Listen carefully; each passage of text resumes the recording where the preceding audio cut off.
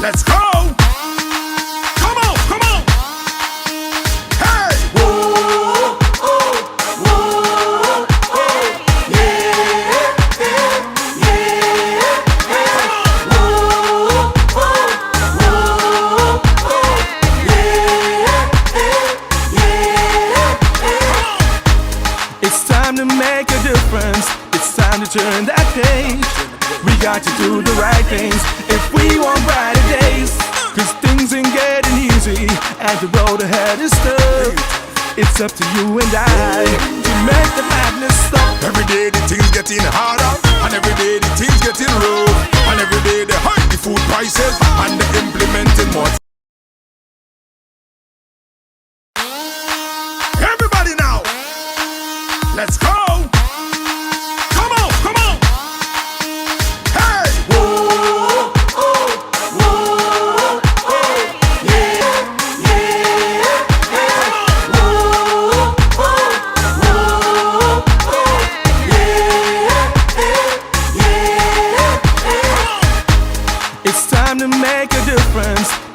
Turn that page. We got to do the right things if we want brighter days. Cause things ain't getting easy and the road ahead is tough.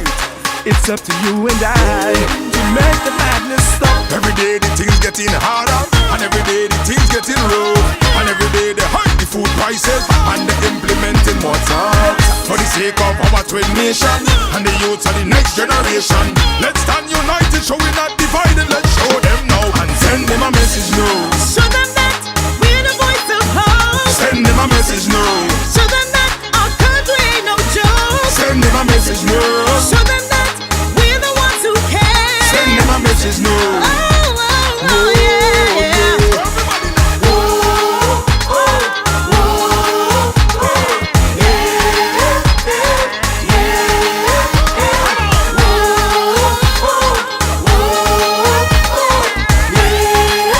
Do you know that in 2016, 66 liters of diesel cost $100? Today, under the PNM, you get 20 liters of diesel for $100. The diesel you paid $100 for under the UNC now costs $327 under the PNM, which directly affects the cost of food, transport, and services. Guess who I'm voting for next time? Welcome to the United National Congress's Pavement Report. We take this opportunity to thank you for coming out and for all your support. Now, please stand for the national anthem and remain standing for the prayer. Thank you. Forged from the love of liberty in the fires of hope.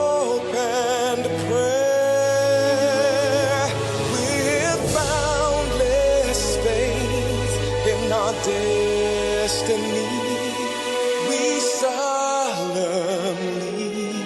declare, side by side we stand, islands of the blue Caribbean Sea, this our native land.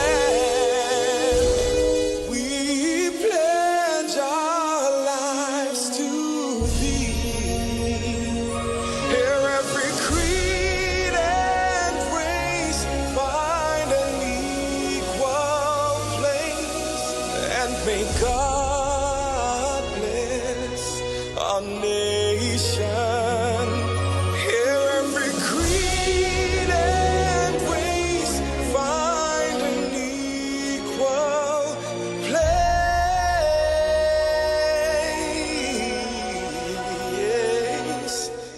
And may God bless our nation.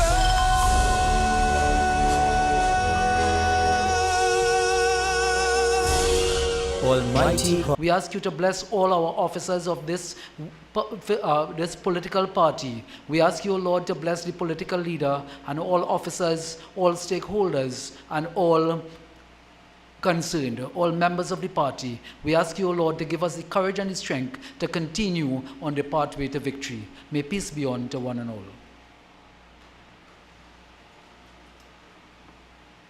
You may have your seats. Good evening, ladies and gentlemen. Welcome to the constituency of Caroni Central, a fortress in the armory of the United National Congress. This evening, I'm especially pleased to see so many of you who are gathered here in your numbers as we bring to you this Pavement Report, another edition of the UNC's Deliver Message to the Nation and bringing the facts to the table. Greetings to the Member of Parliament for Siparia, the Honorable Kamla Prasad Visesa, our former and most importantly, our next Prime Minister. I say a special good evening to my fellow parliamentary colleagues, Dr. DPL, Deputy Political Leader David Lee, who is also the Member of Parliament for Pointe-a-Pierre. I see also in our midst MP for Princestown, Mr. Barry Padarat, as well as the MP for Chaguanas East, Caroni East, Dr. Rishi Sicharan. Let's all give them a Caroni Central welcome. I also must recognize in our midst a number of our councillors and aldermen from the Couva Tabaki Talpara Regional Corporation, as well as our aldermen and councillors from the Chaguanas Borough Corporation. Ladies and gentlemen, I must also welcome those of us who are listening via online platforms. I say thank you for welcoming us into your private space. This evening, we have a battery of speakers who will be on this platform, bring the issues to you, the real issues that are affecting Trinidad and Tobago, and those reasons and those issues, which is why we must be specially motivated to go out on election day in a couple months away and vote out the People's National Movement. Ladies and gentlemen, our first speaker is the councillor for Caparo Mamaral. He is a councillor who is serving his third term. He's the chairman of the building community at the CTTRC. He's the chairman of the Ravinsab Football League for the past 20 years, and he's the chairman of the Ravinsab Sports Club.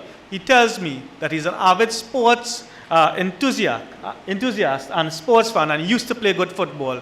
I cannot verify that one way or the other. But ladies and gentlemen, let us all welcome to the platform here this evening the councillor for Caparo Mamaral, none other than Mr. John Lezama.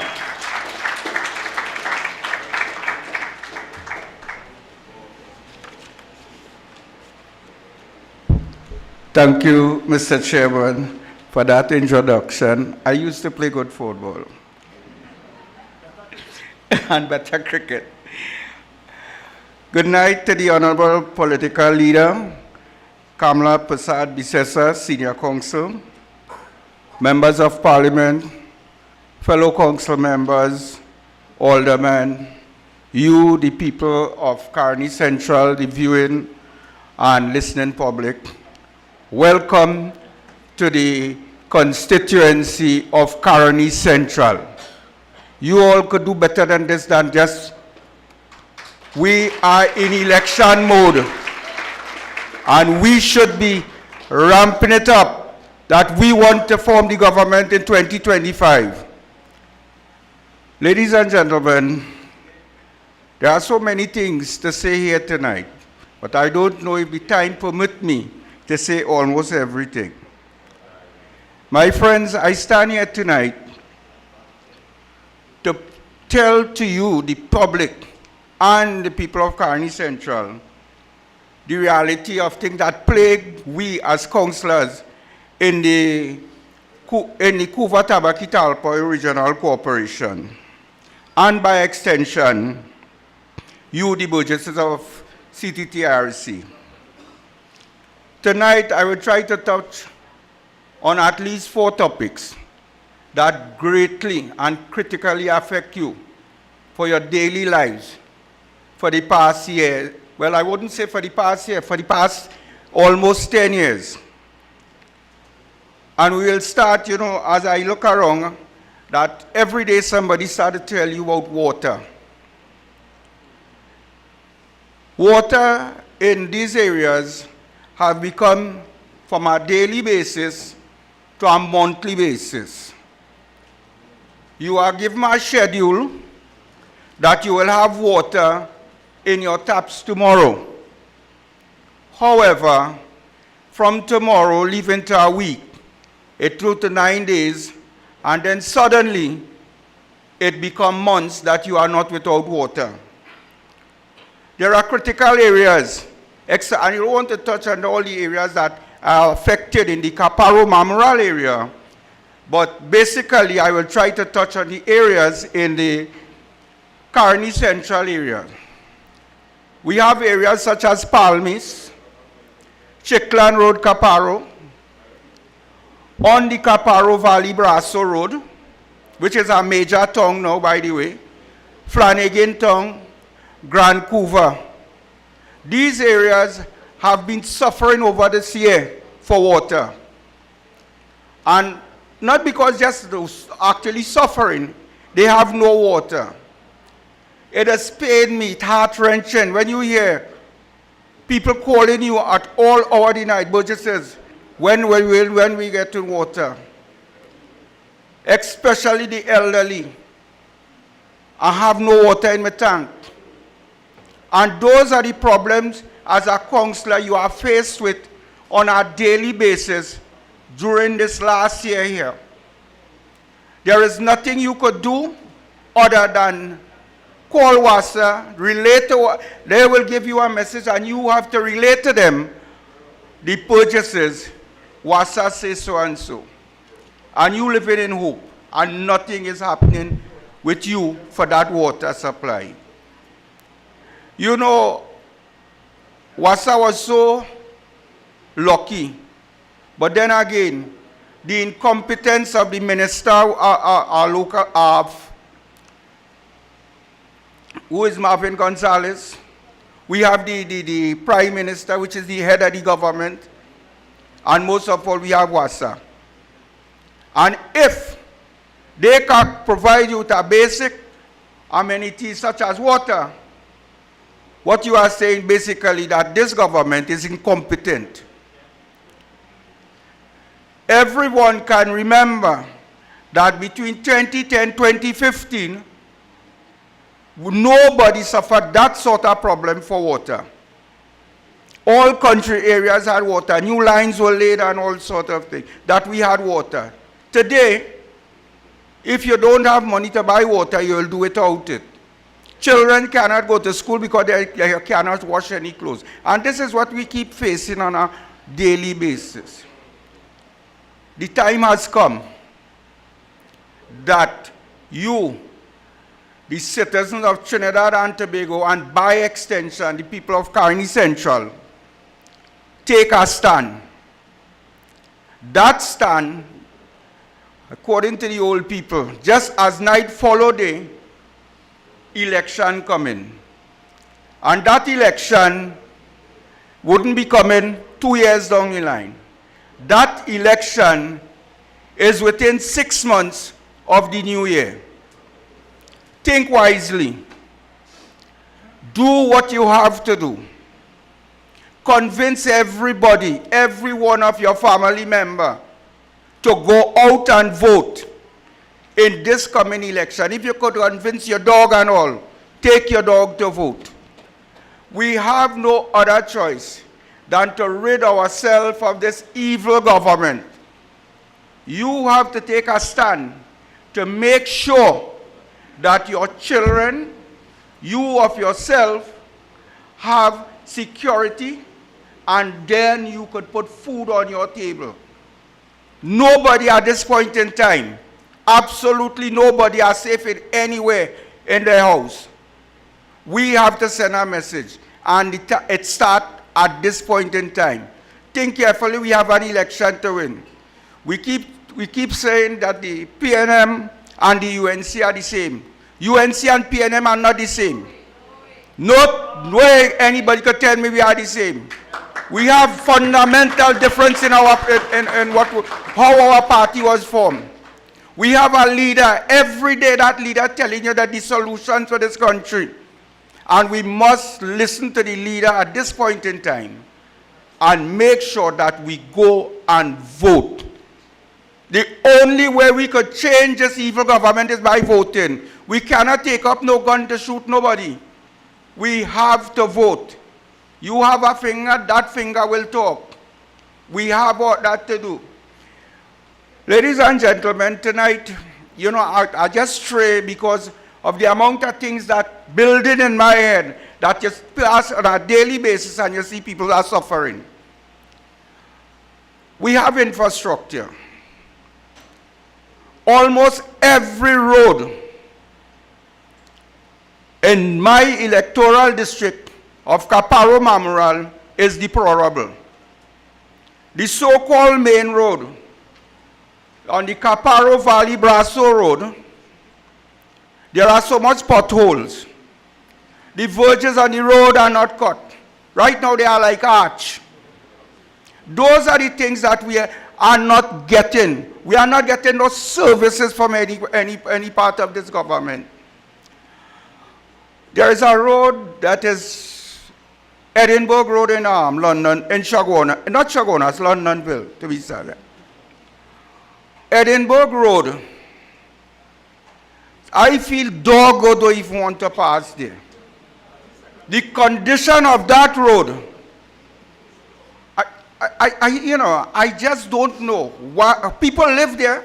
There's nothing to say that people just passing through it. People live there on that road. I think this year the minister said that we are going, in the budget speech, correct me if I'm wrong, that Edinburgh Road going to be fixed, and that how is just he just waiting to award a contract. Budget passed in October, November, December. The pain the people them going around with, it's still there. It's still there, and up one day, that's how he would come or send anybody there to see about that road. But the people them are still suffering. These are the things, when you're thinking about election next year, that you will vote and get rid of. That them PNM must never come back to rule any part of Trinidad again. And we have to be careful what we say and how we do it. This is the time for no bickering. This is the time to move together as one team. And that one team will remove PNM from there. Before I go, there's a school in Palmis that falls smack dead in the Caroni Central area. Last year, December, that school burned down. Up to this day, nothing has been done to that school. Displace all the children. Parents have to leave home to break traffic at Londonville to go to 500. If they don't use that road, they try to use the same dilapidated road at Edinburgh and through 500 to get to that school to drop children to school. This is what children are facing, the children of Caroni Central and the environs.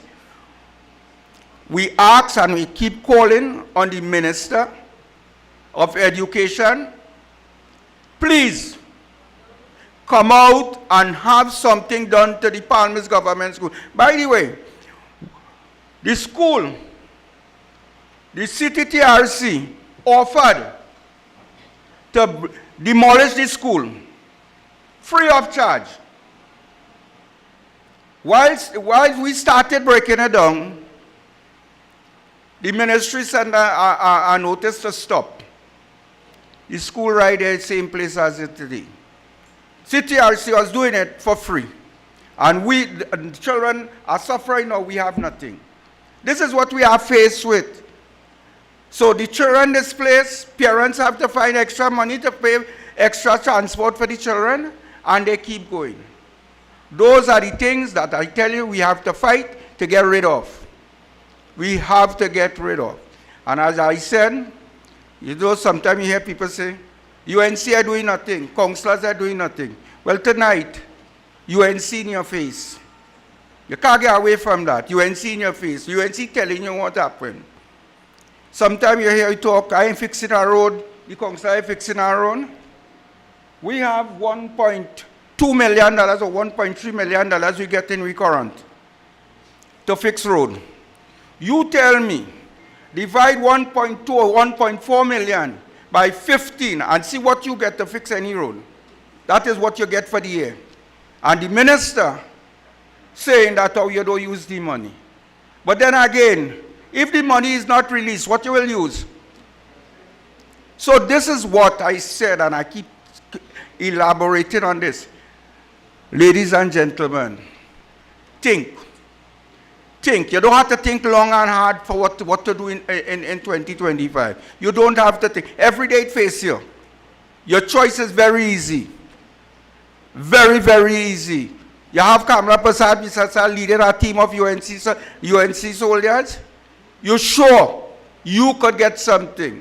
And mind you, never forget what you had between 2012 and 2015. So I urge you, as I leave here tonight, please heed the call of the leader of the opposition. Do everything in your power. Come out there and vote, that we could take back power and rescue Trinidad from this evil government. Ladies and gentlemen, I thank you.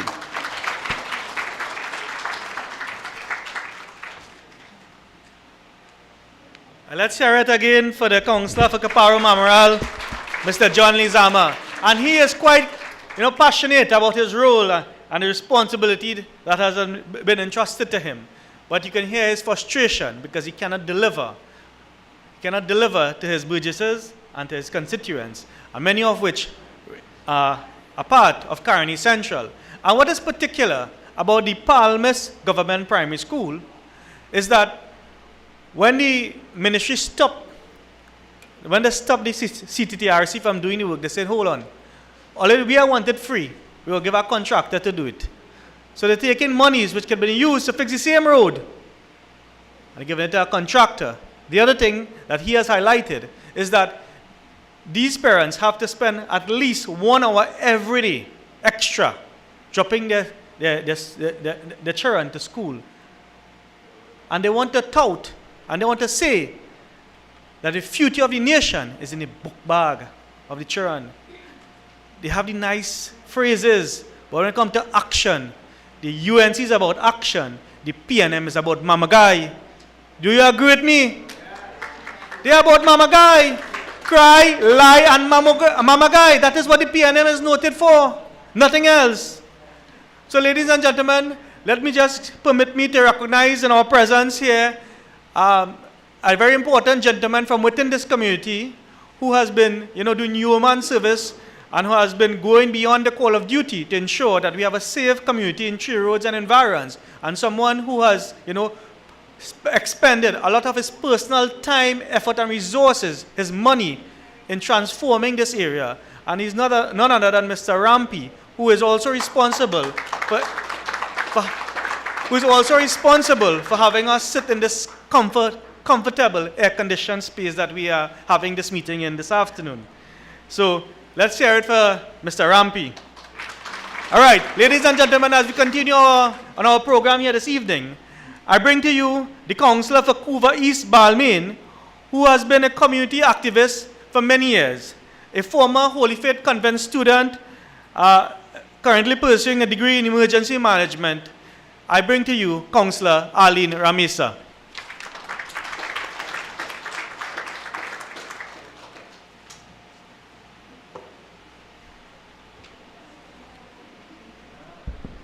Thank you to our Honourable Member of Parliament of Caroni Central for that introduction. Pleasant good night to our Honourable Political Leader, Mrs. Kamala Prasad Bisesa, Deputy Political Leaders in the names of Ms. Jolene John, Dr. David Lee, and Dr. Rudal Munilal, Members of Parliament, Councillors, Aldermen, Executive Members of the Caroni East, Caroni Central, Constituency Executives and the neighbouring ones, invited guests, ladies and gentlemen. A pleasant good night to each and every one of you here tonight with us, especially our viewing audience on social media and our UNC supporters all over the world. My name is Arlene Solomon-Ramesar. I am the councillor for the Couva East Balmain district for the last 11 years. This is my 4th term. Welcome to Caroni Central at this UNC Cottage meeting. Tonight I want to speak to you about our country's social services. That this is particularly one of the ministry that has collapsed miserably. It is in a state of disrepair, and this is one of the most close to my heart service that each citizen of this country should have easily access to. Social services, I want to tell you tonight, has failed, it has collapsed. And some of the services that we should have easy access to falls under education, health services, housing programs, and transport services. Under education, the gate funding has cut. Students are allowed only for first-degree programs if the university student wishes to pursue any higher education. No gate funding. Scholarship has been cut from 400 to 100. Laptop program. This primary school students program, this is a flagship program under our esteemed leader, the Honorable Kamala Persad from 2010 to 2015. That's another program just cut. The health system has collapsed under Terry, obviously, Terrence Singh. We are calling upon them to open the Children's Hospital now, because this Children's Hospital was a pilot project under the People's Partnership Program. It was unsafe and unfit to be used. However, it was perfectly used for a COVID facility, and it's presently used for a dengue treatment facility as well. So it wasn't good then, but it's good now. No beds at the hospital. We have been hearing about our residents on the corridors. They probably have no other way but to sign out and come home because what? No beds at the hospitals. The Couva Children's Hospital was the facility to accommodate the whole of the entire Central. You don't have to be going to San Fernando and face all these hardships on the corridors. But that's the vision that the PNM has for us. See, that program has failed. There's very few benefits from it. And the most vulnerable and elderly persons cannot even afford medication via their pensions now. No medicines, not even a Panadol sometimes at the hospital. No jobs for our doctors coming out of UE. Imagine after you pursue your education, you make all these sacrifices, your family, your parents. When time for a job, now you can't get a job. Our Kamala Persad had opened many children teaching hospital and training nursing facilities for our children. We haven't heard of one under this government. Nurses leaving our country for better conditions abroad. Yes, we can't blame them. But at the end of the day, we should have been able to provide and to have that facility here for them, and these services would have been coming back to us. 5,000 deaths under the COVID period, 2019 plus. That's something we know for a fact, and that's 5,000, could have been more. I want to ask you all something here tonight. Name a country you know of where a pharmacist is the Minister of Health and an engineer is there, a Minister of Finance. Where on the face of the earth could this happen? Only in Trinidad. God really have to help us here, you know. The housing program, this is another one where they do their thing in such a way, coming up to the elections, you will hear about houses given up in the east, in the west, very few in the central, and when they come to central, obviously it's not our people. They can only know how to build houses to encourage voter padding, nothing else. Transport services, the air bridge to Tobago, that's a problem by itself. We can't even fix the bridge that collapsed by the Carbicham RC school. Neither the one by the Freeport Health Facility. But we're focusing, well, perseverance. But we're focusing on the air bridge to Tobago, spending millions and billions. And still, I don't even think a turtle even trying to put 5 little puddles towards Tobago. Forgive me. But that's the money, that's the squander money that continues. And we as the citizens suffering. Water taxi from San Fernando to Port Speed. Problems just last week. I saw on social media that one of the water taxis, it was sinking. And it was more water than passengers on the taxi. School buses for children, especially in the rural areas. Now that's something our UNC-led government, our Kamala Persad-Bissessa and members of our ministers, they had the passion. Education was the first and foremost to bring children out of poverty, to take them off the streets, to prevent crime at a later time. That is something they don't take in their hearts first. I want to tell you here tonight, we can take no more of Rohan Sinanan, but my colleague went at length, so I wouldn't even touch that. Poor people suffering throughout the entire country. Grants under the Ministry of Social Development that can be accessed are only for the PNM stronghold and their families. For instance, we have the food support program, the food card. That is a total mess.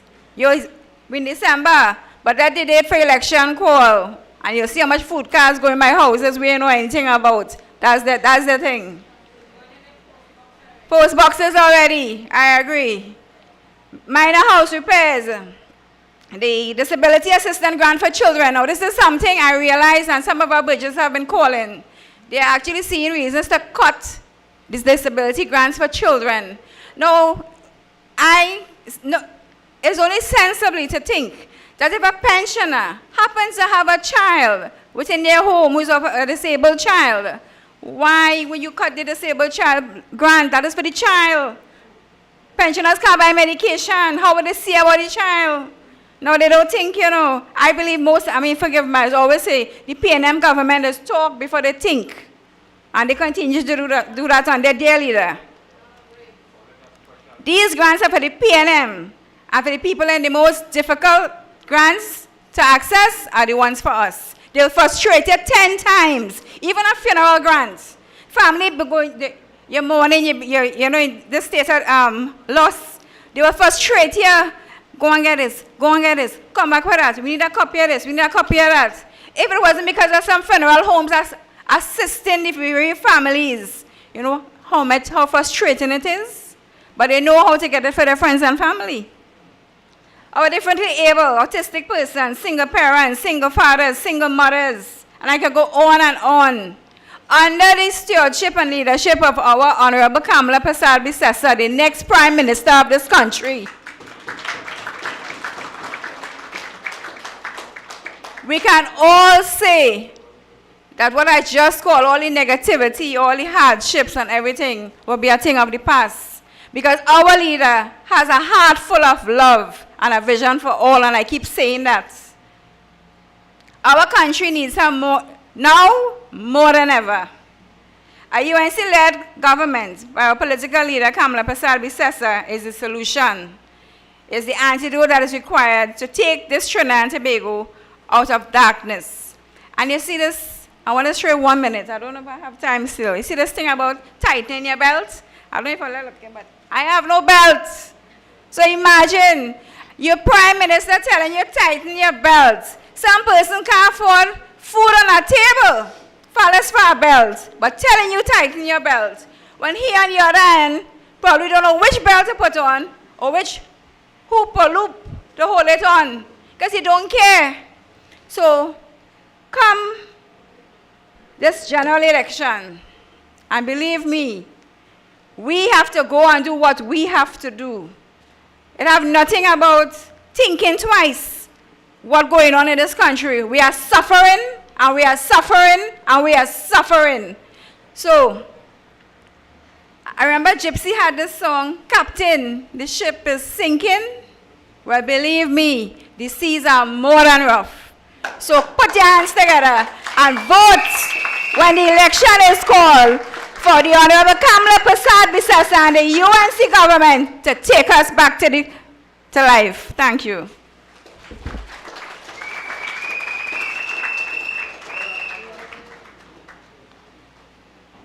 Thank you very much, Councillor Arlene Solomon-Ramesar.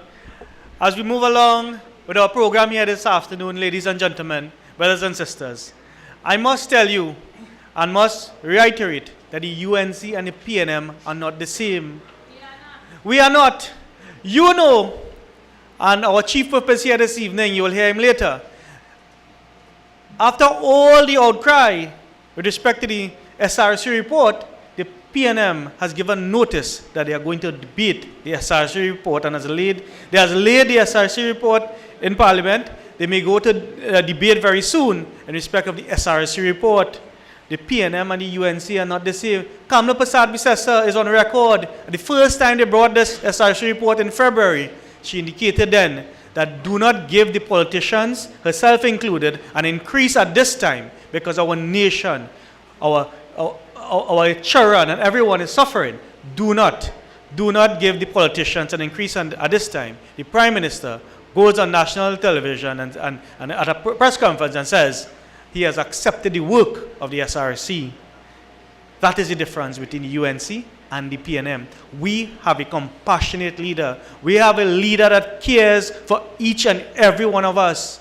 I remember the very first day that Kamla Persad-Bissessar was sworn in, the very next day, there were floods throughout this country. And many of you remember, she didn't sit in her high office having attained a 29-12 victory. She went down on the ground in those areas which were flooded, and she went down there with the people of Trinidad and Tobago. And that is the difference between the UNC and the PNM.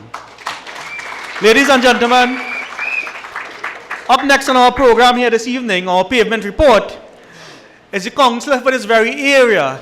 He is very hard-working, a very compassionate, diligent, and a man of passion for the people when it comes to his burgesses. He represents them to the best of his ability and with the fortitude that's required at the council and at every turn. I bring to you, ladies and gentlemen, the councillor for Freeport-Chiclan, none other than Mr. Anil Baliram. Good night, everyone. Honorable political leader, Mrs. Kamla Persad-Bissessar, and all members of Parliament, and my colleagues at the Couva Tabaki Talpara Regional Corporation and the local government facility who are here tonight. So I listened to my colleagues very carefully.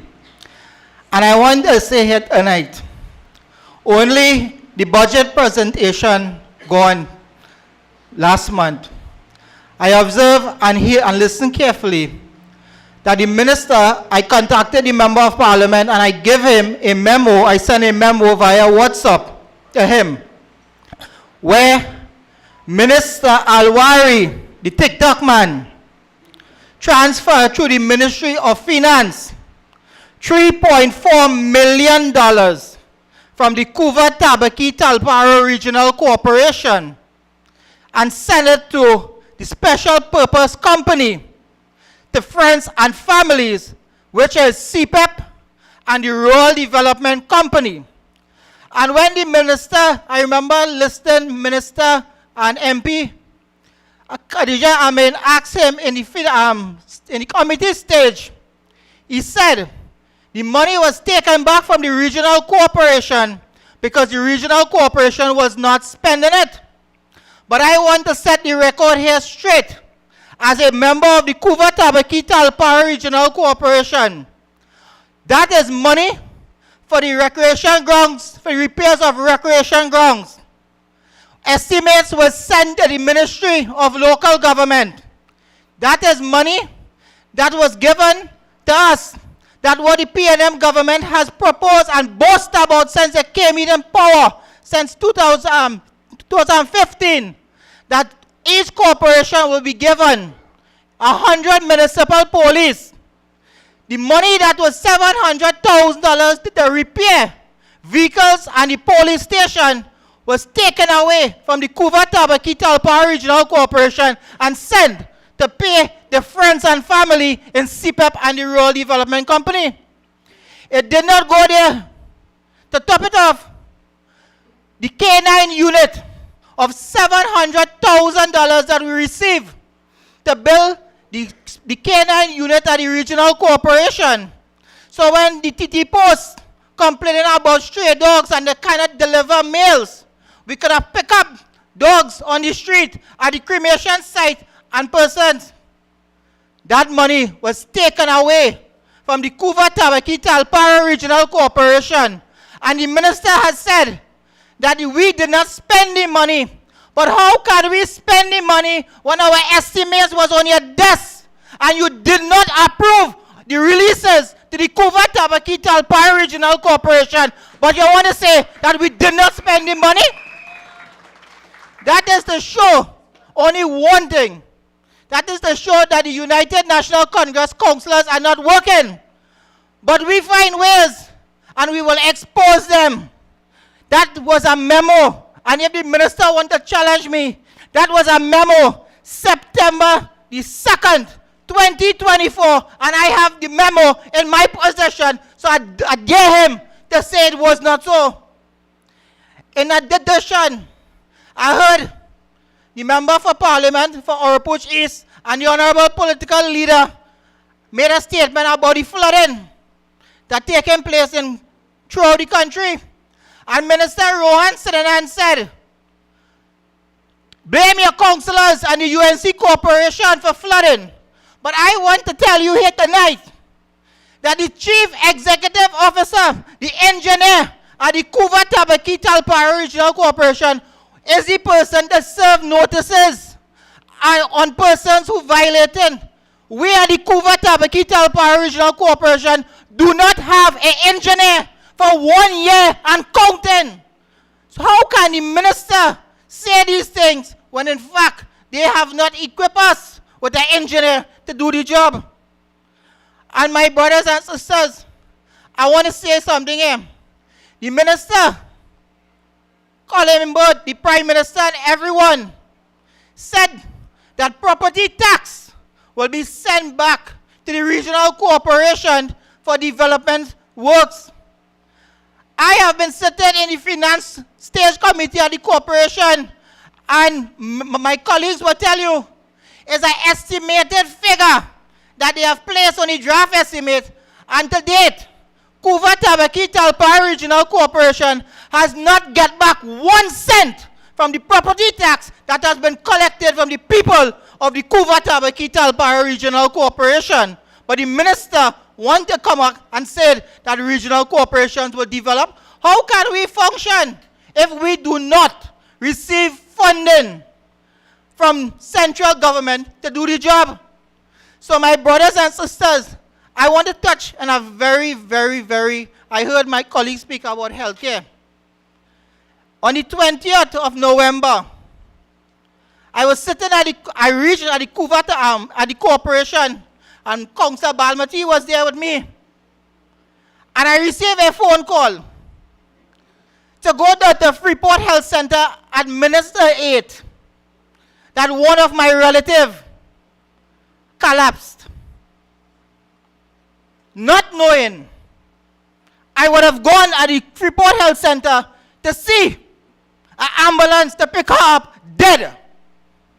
You know why? Under the United National Congress, I can recall carefully that health centers was open at 6 a.m. till 8 p.m. and it had doctors to attend to any emergencies that come. That health center was not open at that time.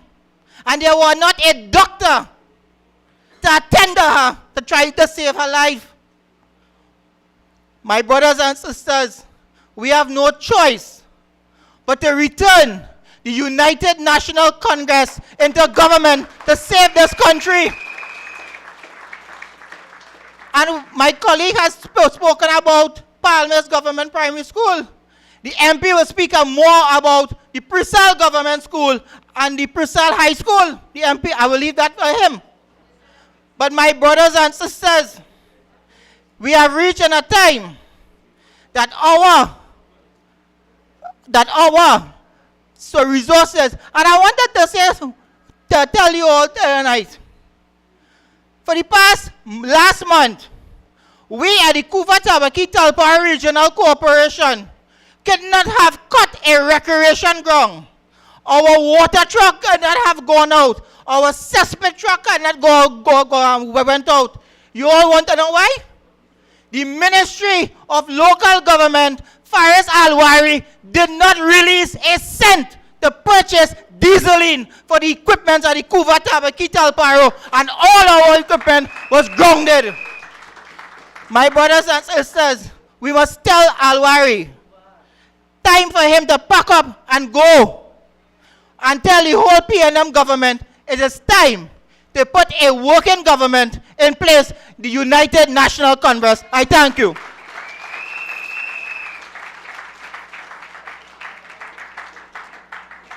Thank you very much, Councillor Baliram.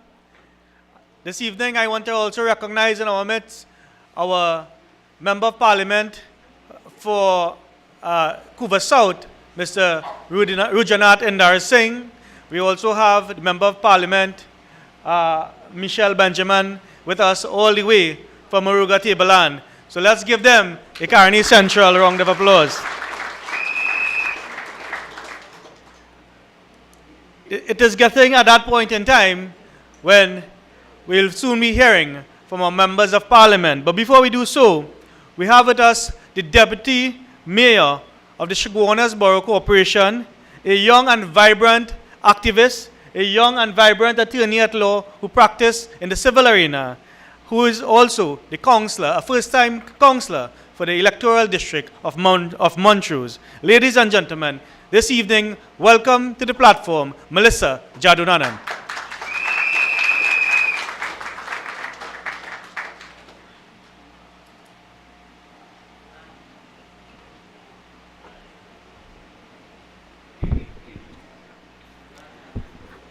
Honorable political leader, the esteemed Mrs. Kamala Prasad Bisesa, Senior Counsel, Deputy Political Leader, Mr. David Lee, other members of Parliament, Member for Caroni Central, Mr. Anil Ram, Member for Couva North, Mr. Ravi Ratiram, Member for Couva South, Mr. Rudy Indar Singh, Mr. Rishad Sitaran, Mr.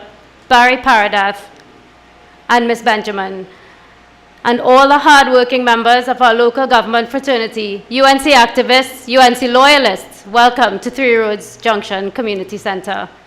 Last week, you heard from the Mayor of Chaguanas, His Worship Mr. Faiq Mohammed, on a topic crippling Chaguanas businesses, extortion. Tonight, I would like to continue. I can speak specifically to the businessmen in Launch Park who have expressed their concerns to me. What are you doing? What can we do to make their businesses safer, their homes and their families? Unfortunately, this national issue falls to central government. We are not equipped to handle these types of crimes. They have expressed concerns and the growing need for security and added protection in light of the menacing realities they now face: kidnapping, no forex, and extortion.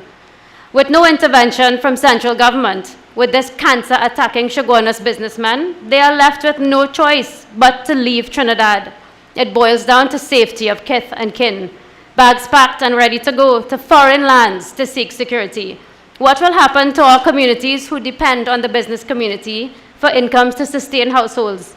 What is the central government's response to this crisis? This uncaring PNM government continues to revel in salary increases, whilst the rest of the population continue to suffer while the needs of the population go unmet. Extortion is about power and fear, and people taking advantage of people who feel they have no choice.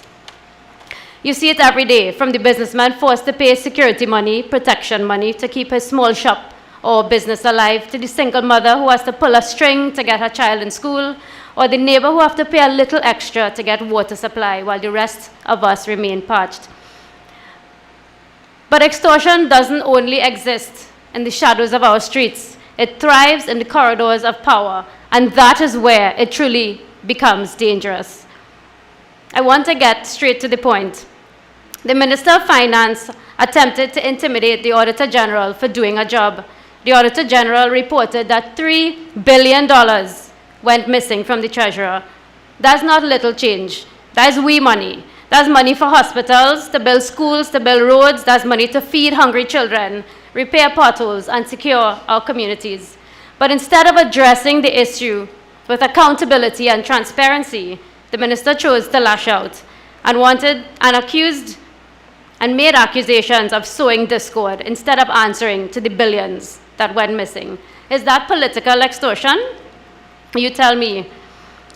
Let me also remind you of something. Extortion thrives when good people stay silent. We are not about to stay silent. And those in authority who think they can use fear and threats to get their way, now is your time, and the people of this country are now waking up. Our political leader has fought and spoken out bravely on a myriad of issues such as these, touching on the ANR airport.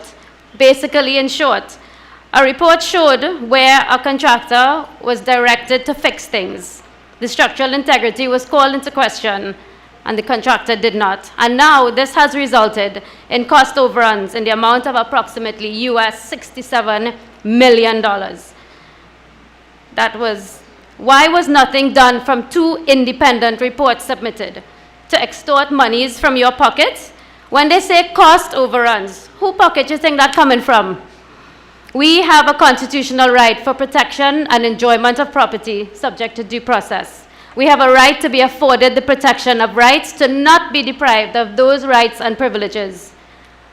But brothers and sisters, I find it strange that the central government forced property tax on the citizens of this nation to take it in SRC, 91 million collected in property tax to help finance 151 million in back pay. Because at Chaguanas Borough Corporation, we receive no allocations from property tax for infrastructural development. So where the money? It's sleeping out? Our political leader said no to the SRC.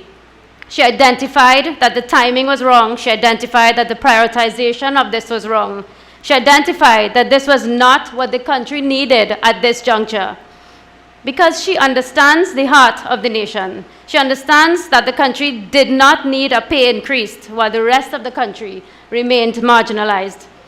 But the PNM government is calculating and callous, and its band of masters of disguise have once again managed to make disappear the 4 pariah divers. I will never forget it, and we must never.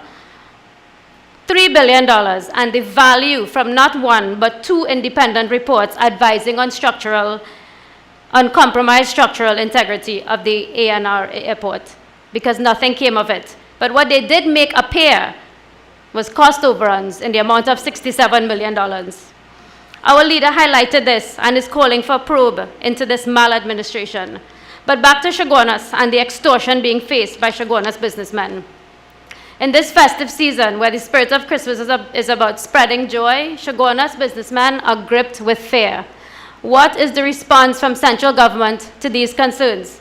What has the Commissioner of Police put in place for protection of these law-abiding citizens who have been targeted?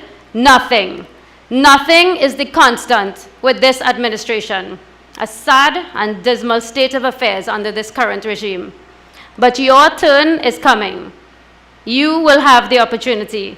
And Saddam says to stain your finger. Your opportunity is coming to stain your finger. To make the change, to vote out incompetence. Vote out no protection of the law. Vote out no protection of rights and privileges. Vote out lack of representation. Vote out no repercussions for corporate malfeasance. Vote out inadequate allocations.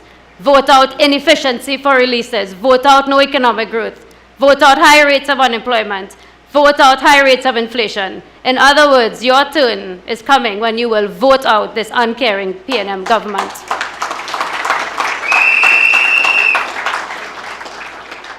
But before I go, San Fernando West, we look forward to your support for our candidate, Dr. Daulat. San Juan Barataria, for your continued support for our very own dynamic, talented, powerful Saddam Hussein. And Chaguanas East, let us return this seat to the rightful custodian, the ever hardworking defender of all causes in Chaguanas, the warrior, Vandana Mohit. I thank you.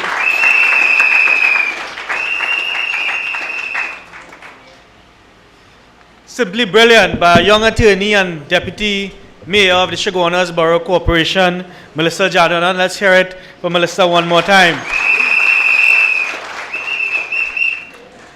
And Melissa spoke about extortion of businessmen. And I can tell you, when we had somebody in the person of Senior Superintendent Johnny Abraham, who is here with us this evening, when he was in charge of the Central Division, bandits were fleeing from Chaguanas and going elsewhere. So, Mr. Abraham, welcome to Pavement Report this evening.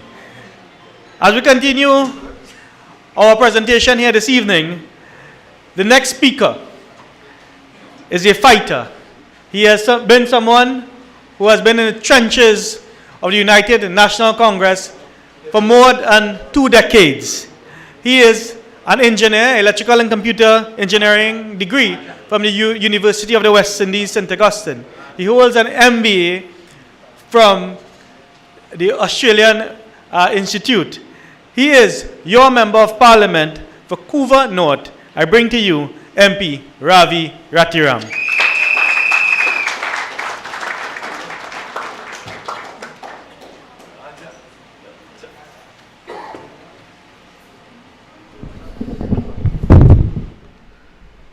Thank you very much, Chairman of this evening's Pavement Report, Member of Parliament for Caroni Central. Let's give it up for your MP Anil Roberts.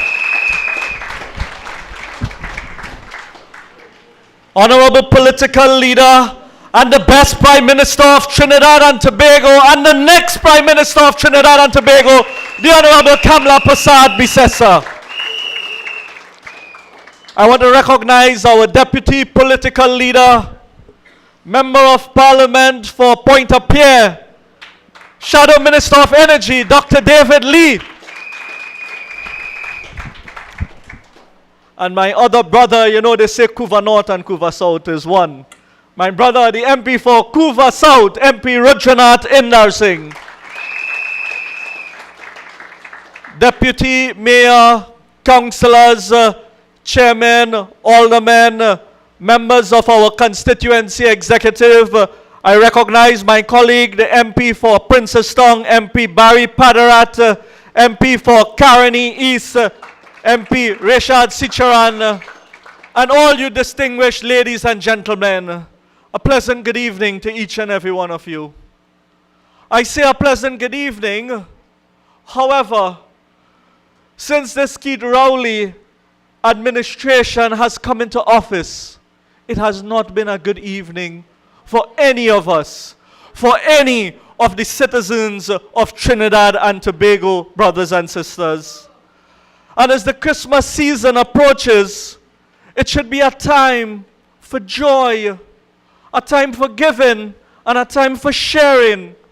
Yet under this uncaring PNM government, it has become a season for struggling, for begging, a season of despair for the people of Trinidad and Tobago. This Christmas, my brothers and sisters, the food prices that we have to pay at the supermarkets and at the market are at an all-time high. Basic staples have become luxury food items. Look at the prices, my brothers and sisters, from what we would have experienced from 2015 to now, where the price of simple things like flour, which would have been $12.99, is now close to $20. The price of 2 kilograms of rice, which would have been $19.99, is now close to $30. Imagine something like margarine, which was $7.99, is now $16 and climbing. Imagine things like potato, aloo, one of our favorite for aloo, a little aloo choker that we used to make for a little $1.50 and $2 a pound. Now aloo has risen to $6 a pound. Onion and garlic are now like luxury items on a grocery list, my brothers and sisters. Family who should be preparing for joyous celebration are instead figuring out how to stretch the dollar to put the next meal on the table. This government's mismanagement has plunged our country into a crisis where even Santa Claus may be dodging Trinidad and Tobago, brothers and sisters. Not because of reindeer problems or the bad roads that we are facing across the length and breadth of our country, but because of the fear of getting robbed on the streets or in the homes. Our friend Johnny Abraham will tell you about it. Nowhere is safe, my brothers and sisters. In Trinidad and Tobago, the murder count is at 587 and is heading to a record high this year once again. And the most incompetent Minister of National Security, always sleeping on the job, he has sleeping away at the helm, my brothers and sisters. Our citizens are suffering. Our citizens are struggling. And while our citizens is forced to beg for little hampers, for little scraps, for little food card, where is the leadership of this country? Dr. Rowley and his band of misfit are feasting his lamb, ham, and jam, is ramage at the Prime Minister residence, brothers and sisters. During the Standing Finance Committee of the Parliament, we had the opportunity to examine the allocation of funds to the various ministries and the detailed expenditure in the various ministries, my brothers and sisters. I highlighted to the Minister of Youth Development and National Service. No, I didn't highlight no special branch report about land grabbing. We will deal with that on another occasion. But I highlighted to the Minister of Youth Development and National Service the exorbitant disparities in the funding towards youth programs, with being allocated one set, and when you look at the revised estimates, half or quarter of it being utilized. There has been significant cuts in these youth programs, brothers and sisters, but on the other side, what we saw was where the increases lie. We saw while it was fete after fete after fete happening at the Prime Minister residence, they increased the allocation for entertainment at the Prime Minister, under the line item for the Prime Minister entertainment, from $850,000 to $50 million, brothers and sisters. You can imagine that, an increase from $850,000 to $50 million, when the regional corporation across this country had to experience a cut in funding in their programs by $3 million each. This is a very sad state of affairs, my brothers and sisters. While the citizens are struggling, the Rowley PNM is busy fetting. They fet and celebrate while the rest of us mourn the debt of affordability. We mourn the debt of decency, and we mourn the debt of economic stability here in Trinidad and Tobago. Worse yet, a government minister had the audacity to tell citizens to travel aboard and see how sweet it is in Trinidad and Tobago. You all remember that fella? He's known for the big stoops that he gave. The big stoops. That minister telling citizens to understand how sweet the auntie is to travel aboard. Imagine the insensitivity of this minister. Are the citizens supposed to take solace in watching the life or lifestyle of their relatives abroad? That is not leadership. That is lunacy. Brothers and sisters, we have been calling upon this government to return the green hampers from the COVID pandemic, to return this green hamper. We have made that call on several occasions, including the leader had issued the call in the parliament, calling upon the government to return the green hampers to vulnerable families. We got a commitment, budget after budget, from those on the government benches, that it will become a permanent staple in the services being offered by the Ministry of Social Development. From then to now, brothers and sisters, 2 years have passed, and they have not returned the green hampers to the vulnerable families. Tonight, I use this opportunity to call upon the Keith Rowley administration once more to return the green hampers to the citizens of Trinidad and Tobago. In addition to the food card that we distribute during the Christmas season, we should be distributing healthy vegetables, locally grown, produced by our farmers here in Trinidad and Tobago, brothers and sisters. But you all remember what went on with that hamper fiasco? We had people giving out hampers, posting up on PNM Facebook pages, failed and former PNM candidates were given hampers to distribute for political mileage and for photo ops, brothers and sisters. I say give the hampers out to those who occupy state offices, all the MPs, 41 MPs across the board, and also the regional corporation, so it can come down to the villages, to the communities, to the people who needs it the most. Do not use it for political mileage as an election is around the corner, my brothers and sisters. You all remember when hundreds of citizens lined up in the hot sun by South Park waiting on help? What did the Rowley government had to say? They called them needy and greedy. Some were needy, some were greedy. Brothers and sisters, that is how they label our deserving, our underprivileged citizens, brothers and sisters. But we were warned. We were warned of this type of behavior. You all remember when we were told to start riding our bicycle to work and using coal pots? That is the PNM policy.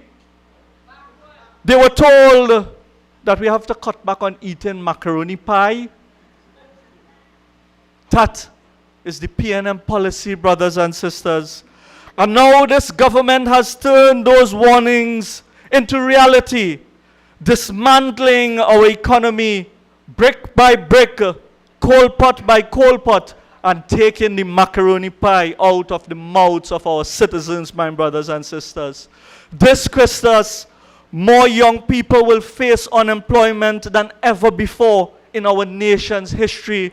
We have over 50,000 persons in this country losing their jobs since this Rowley administration came into office, closing down company after company. From the closure of Caroni Green, the closure of seafood industry, to the closure of Petrotrin, brothers and sisters, and the list goes on and on. However, under a responsible government, under the leadership of Kamla Persad-Bissessar, between 2010 to 2015, we had over 55,000 permanent jobs created in this country. Brothers and sisters, some parents cannot afford gifts or even a proper meal for their children. Single mothers are forgotten. They are neglected and they are left to fend for themselves. My heart goes out to them and to every vulnerable citizen that is relegated to hoping for a food card, a far cry from the dignity they once had, my brothers and sisters. Let us remember the difference between that, what is happening at this point in time, and the life under the People's Partnership Government. Under Kamla Persad-Bissessar leadership, my brothers and sisters, there were things like the baby grant. You all remember the baby grant? Yes, brothers and sisters. During the festive season, I recall in 2010, under the People's Partnership, our Honorable Prime Minister Kamla Persad-Bissessar provided a 20% discount on food items. I see MP Barry Padarat nodding his head there. He was part of the system where discount was provided on things like oil, flour, rice in the groceries so that persons can enjoy the ease on their pockets. What it is this PNM administration is doing for the poor, for the underprivileged and the vulnerable, brothers and sisters. It is sufferation and suffering, taxes and more taxes, property tax. And if you can't pay a property tax, you know what they're going to do? They're coming to take it in time, my brothers and sisters. But more importantly, an area that I love to touch on is the area of agriculture. Because under the People's Partnership, our leader put a certain level of priority towards agriculture. Farmers were empowered with access to lands, to subsidies and incentive. Water courses were clean. Agricultural access roads were maintained, my brothers and sisters. However, under this PNM government, agriculture has been neglected. The overall production, the contribution of agriculture to our GDP has fallen by $200 million since this Keith Rowley administration came into office, my brothers and sisters. Our food security is now under threat. And from all indicators, this government is clueless and visionless to achieve food security here in Trinidad and Tobago. Instead of empowering our farmers, they prefer to import and profit while citizens pay the price. Imagine our food import bill has escalated from $5 billion to $7.3 billion under the Skeet Rowley administration. The truth is, my brothers and sisters, that this PNM government has abandoned the people of Trinidad and Tobago. Only PNM friends and family thrive, while the rest of us have to suffer here in this country. But let me remind this government, the people are watching, the people are listening, and the people will never forget how this administration has made their Christmas darker, their table emptier, and their hearts heavier. My brothers and sisters, do not lose hope. The time for change is coming. So let us unite to build a brighter tomorrow, one where every family can enjoy the blessings of the season without fear of hardship or struggle. Together, we can return the UNC to government under the compassionate and visionary leader of the Honorable Kamla Persad-Bissessar.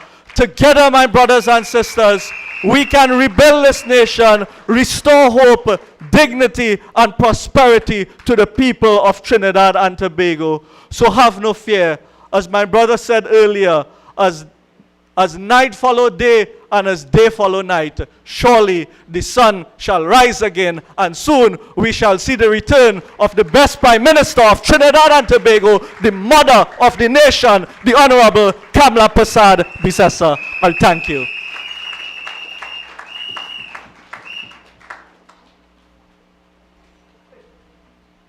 Thank you very much, MP Ravi Ratiram, for your sterling contribution on this platform here this evening. We have quite a number of firebrand speakers left before the night is over. So I urge you to continue to listen to listen to the message of the United National Congress and listen to what are the real issues facing Trinidad and Tobago. Our next presenter is someone who has grown up in the struggles of the unions of Trinidad and Tobago.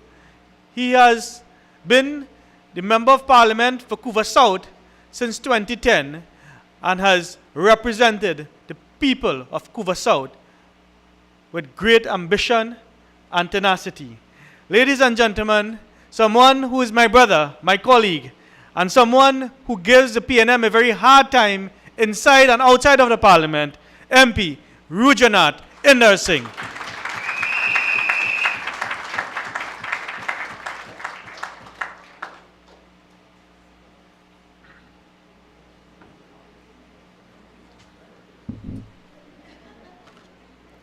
Thank you very much, the Member of Parliament for Caroni Central, Anil Ram, Deputy Political Leader of the United National Congress, Dr. David Lee, all of my colleagues who are present here tonight. We are at a very critical juncture in Trinidad and Tobago's history from a political point of view and also as it relates to the future of Trinidad and Tobago. And you have assembled in your numbers here tonight in Caroni Central at Three Roads Junction, giving a clear signal that you are prepared to return Kamla Persad-Bissessar as the Prime Minister of Trinidad and Tobago and to rescue our country. Why are we here tonight? We are on the cusp, we are on the eve.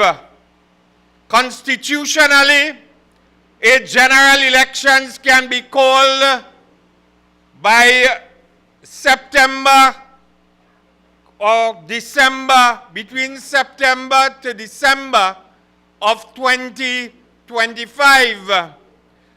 But Trinidad and Tobago cannot bear.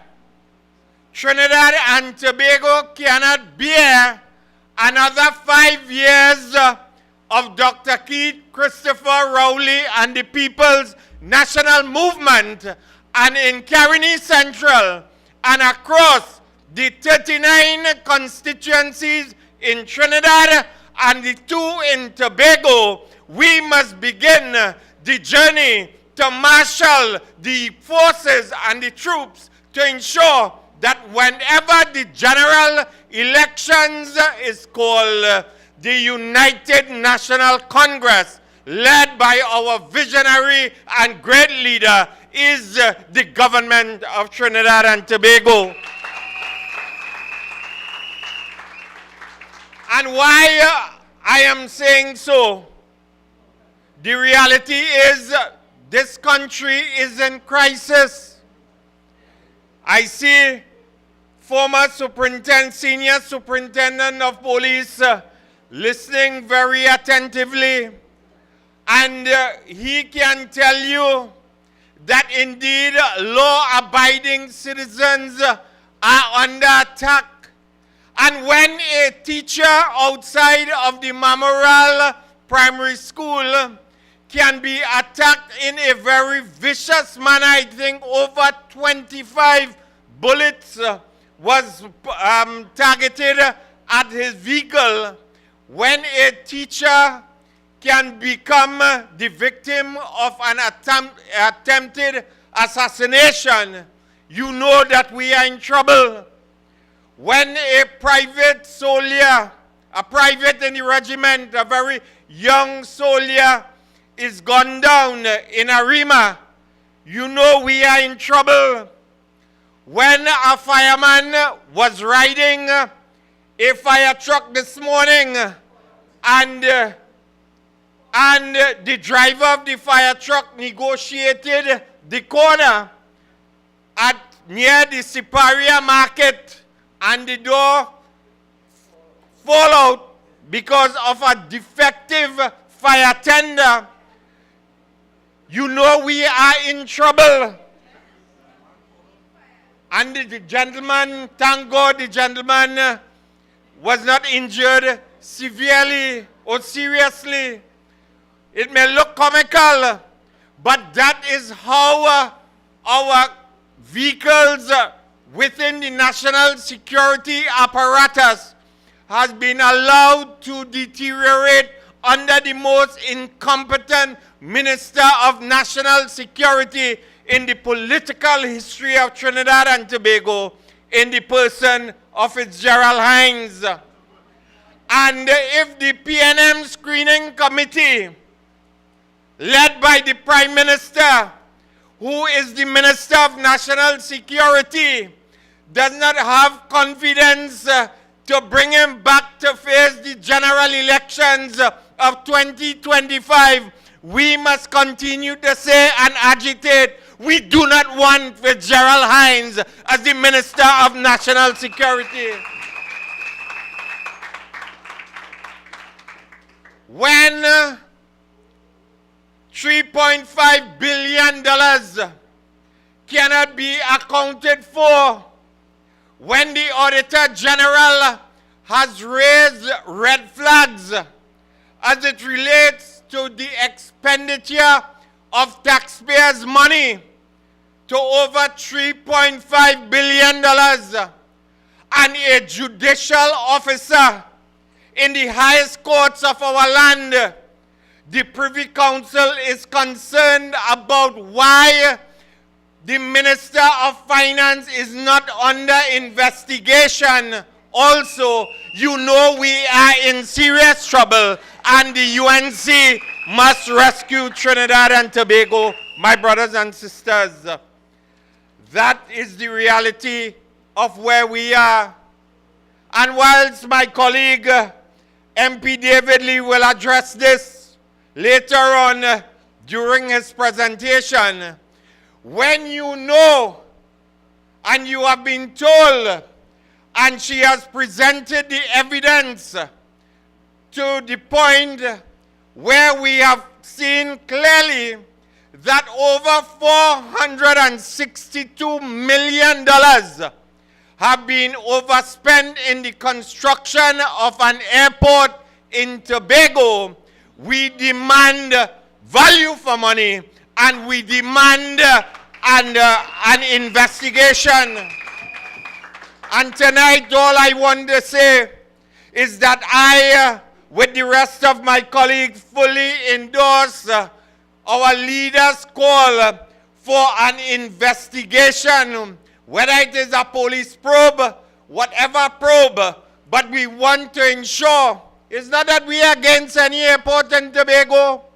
The UNC is committed to the unitary state of Trinidad and Tobago. But at the end of the day, my brothers and sisters, this government cannot continue to splurge. They cannot continue to splurge on taxpayers' money without willing to account to the taxpayers of Trinidad and Tobago how our monies have been spent. And that is why I will tell you, and it is rather passing strange, that they sent a man today in the post-cabinet press briefing who cannot account for $3.5 billion, but they sent him to attempt to account for missing $462 million. That is to show you how they continue to display a sense of disdain, a sense of contempt, and a sense of arrogance to the taxpaying people of Trinidad and Tobago. They do not care, despite our calls for accountability and good governance. Rowley don't care. And in his response, and I will say more on that later on in my presentation when I deal with the SRC report, you saw the cold-heartedness, you saw the arrogance, you saw the contempt of the Minister of Finance coming out during his interaction with the press. And he attempted to confuffle and belittle and in a way humiliate the reporters who were questioning him. Poor Darius Polo, he attempted to make a circus out of her who was attempting to find out about the negotiating process and the collective bargaining process and unions' position on 4% or whether they wanted the negotiations reopened. I felt insulted. I felt humiliated. I felt a sense of pain. How can a minister of government treat a sitting reporter who was attempting to get information on behalf of the ordinary citizens of Trinidad and Tobago? And he continues to also berate Urvashi Tiwari Rupnarain, continuing again in their quest to provide information for the taxpayers and the ordinary citizens of this country. And you have a Minister of Finance who thinks he's the Lord of Lords. He thinks apparently he's sitting somewhere within a feudal system. He sees himself as an overlord. He sees himself probably because of his complexion, someone who as a slave master riding a horse and attempting to be not being able to account to the people of Trinidad and Tobago, my brothers and sisters. And that leads me to the very important point now of where is this government in terms of its position on the Salary Review Commission report, the 120th report. And the opposition will not rest on this issue because we in the opposition, your party, you have been the salt and earth in Caroni Central and throughout the length and breadth of this country. The rank and file, you have been the energy, you have been the support, you have been the backbone of the UNC. And we in the UNC, we have always stood in the defense of the working class. We have stood on the side of the poor and the vulnerable. And this was clearly demonstrated between 2010 and 2015 when Kamla Persad Bissessa and the People's Partnership Government pursued programs and policies which led to people-centered development and an unparalleled improvement in your quality of life and standard of living. And I do not know how many of you did literature in school, and you can recollect a book by the name of Animal Farm. How many of you can recollect that? Written by George Orwell. And you know, the greed and the lust to get their hands on this back pay, and the way that they accepted this report, because I want to remind you, the Prime Minister said, I will bear that cross without retribution. And he said too that he was part of a government that felt that the management of the country must be properly compensated. And I want to tell Rowley tonight, if he saw himself and his cabinet as the management of the country, he saw himself as the CEO or the executive chairman of the company or the government, I want to tell him that in the private sector, based on failures after failures, fiasco after fiasco, Rowley and his entire cabinet would have been sent packing by the shareholders, who are the people. What have been, if you have invested your votes, the people gave them a mandate, and what have been the returns to the shareholders of Trinidad and Tobago, the people of Trinidad and Tobago?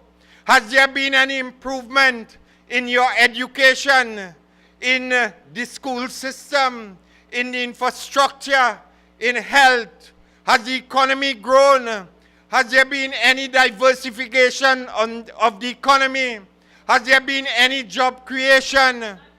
Nothing. And that is why I would have told Dr. Rowley, if he wants to parallel himself as being in charge of the management of this country in tandem with his members of cabinet, they will be fired by the shareholders of Trinidad and Tobago. And this coming elections, I urge the shareholders who are the citizens of Trinidad and Tobago to send every one of them packing when the general elections. And you see, my brothers and sisters, that greed to accept the report and to get their hands on the back pay, you must remember characters like Napoleon and Boxer and Old Major and Snowball and Squealer. If you read the book properly, you can understand Imbert and Hines and Al-Rawi and Stuart Young as being characters who you can understand their behavioral pattern, because the 7 commandments in Animal Farm told you no animal shall wear clothes. Whatever goes up on 2 legs is an enemy. Whatever goes upon 4 legs or has wings is a friend. No animal shall sleep in bed. No animal shall drink alcohol. No animal shall kill any other animal. And all animals are equal.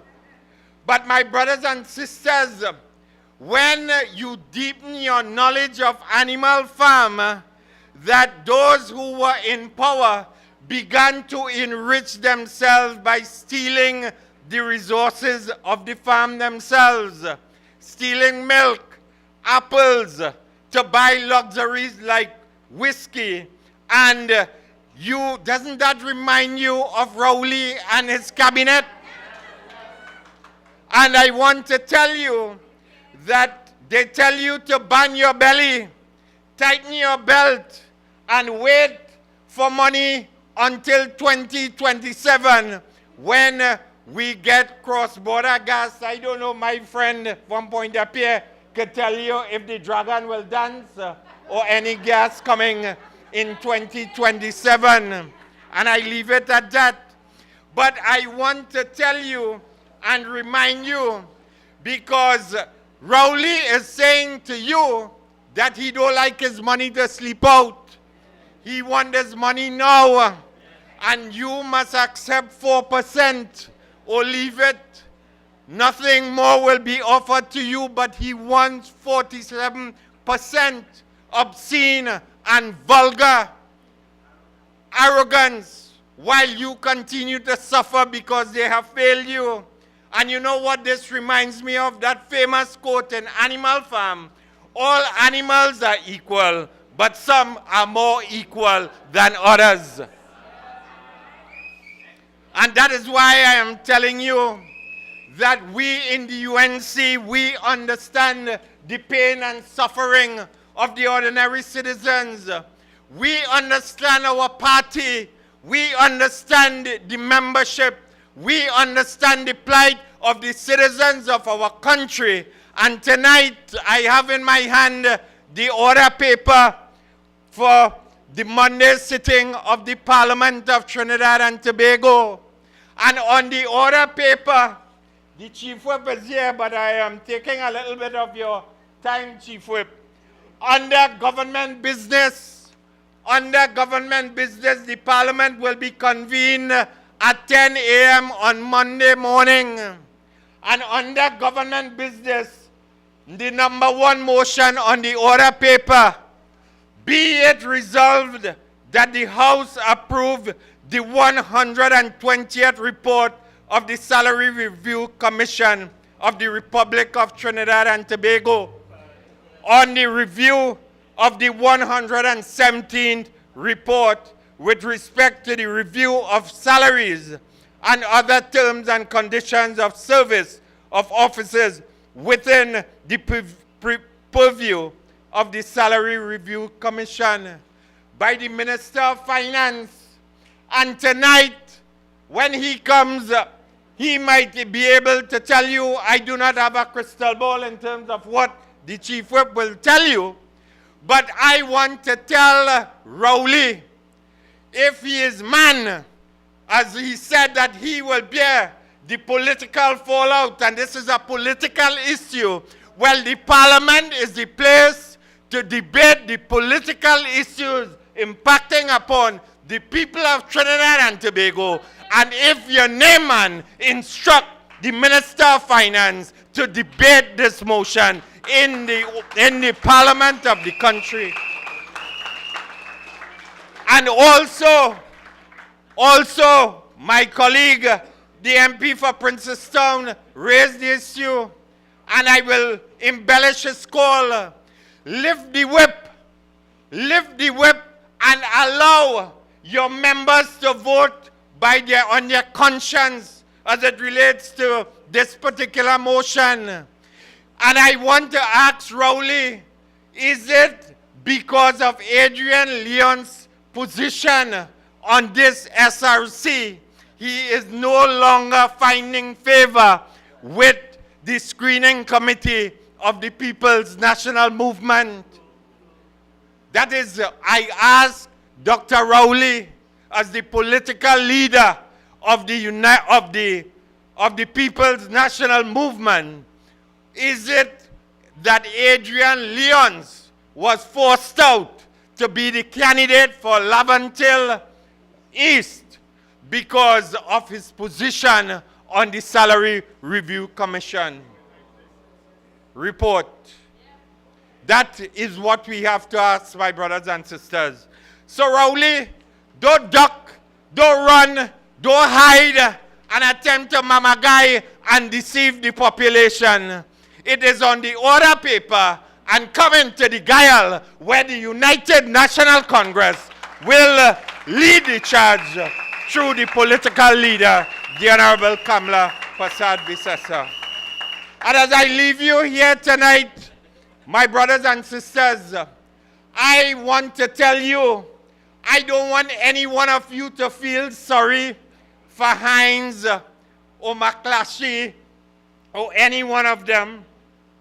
If the PNM don't have confidence in them, we already knew from day one since 2015 that we do not have confidence in them.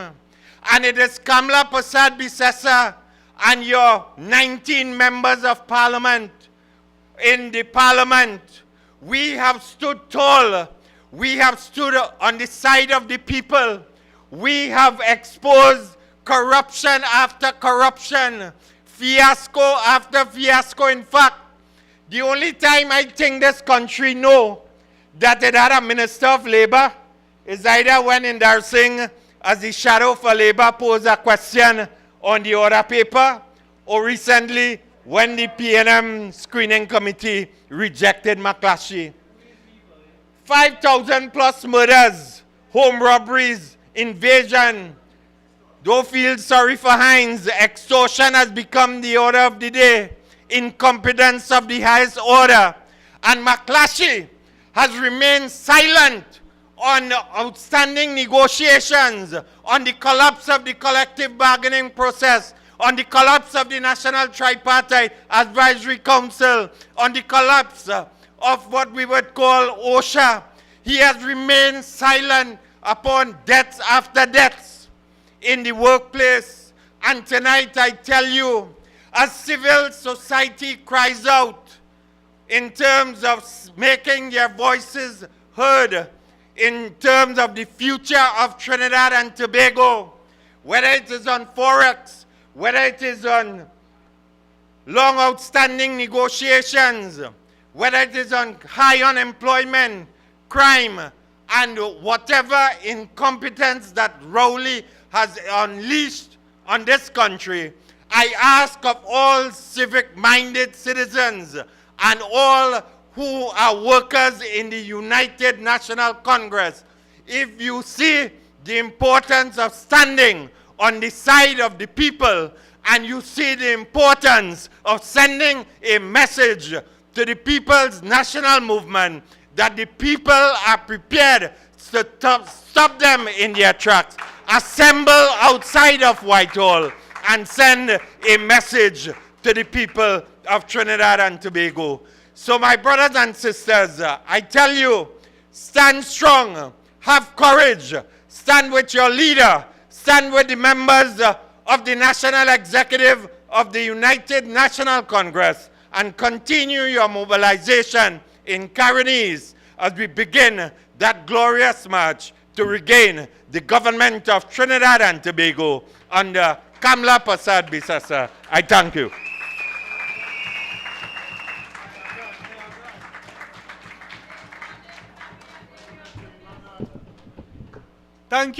Thank you very much for that inspiring and enlightening contribution, MP Rujanat Indar Singh. Ladies and gentlemen, let's hear it for MP Indar Singh.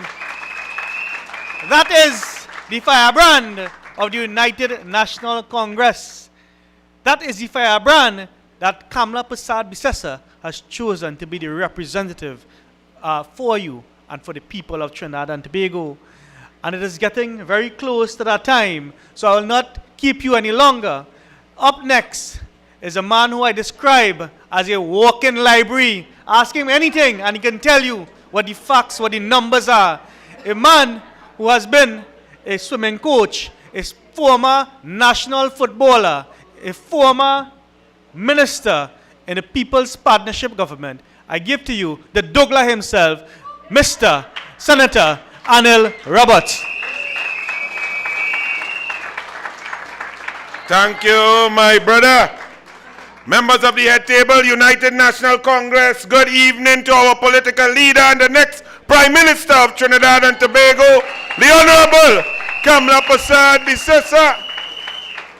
Good evening. I like when I see my UNC soldiers, I get energy. But let me tell my Honorable Member of Parliament for Couva South something. No PNM has no conscience. Once there's a PNM and you reach Balize House, they just surgically remove two things, conscience and shame. The PNM have this country upside down. I want all you to understand and help me understand. You have Rowley and Mama Pool Bully who are afraid to call an election in your own party, but they say Kamla weak. Kamla call election, take on anybody and everybody every time and bust their throat, and she stands strong. Rowley running to hide, can't call election, can't call convention, and they're balling Kamla weak. Rowley weak, this country upside down. This country, you're supposed to be intelligent, the best, brightest. You become a surgeon, a chemical engineer. You study hard, you become a professor, a PhD. And then you move on to a leadership position. That is how life should be. In this country, the PNM does promote dance, put them in charge, advertise that they dance, then say, boy, oh God, them really dance.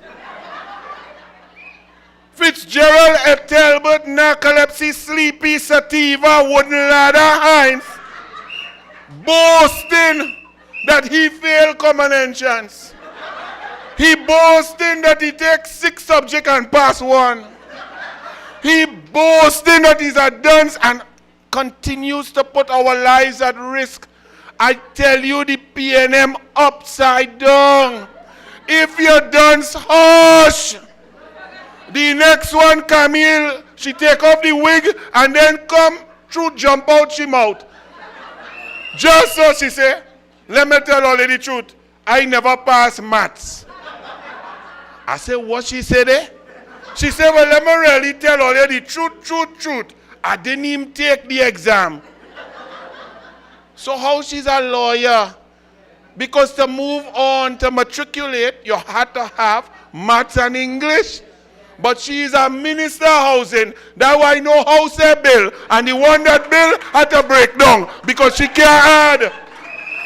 Because the PNM have the country upside down. Rowley is the biggest failure on God green earth.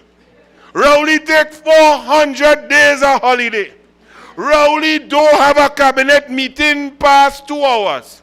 Rowley always on a golf course trying to swing a club, and the club that swing that man ain't good a little bit.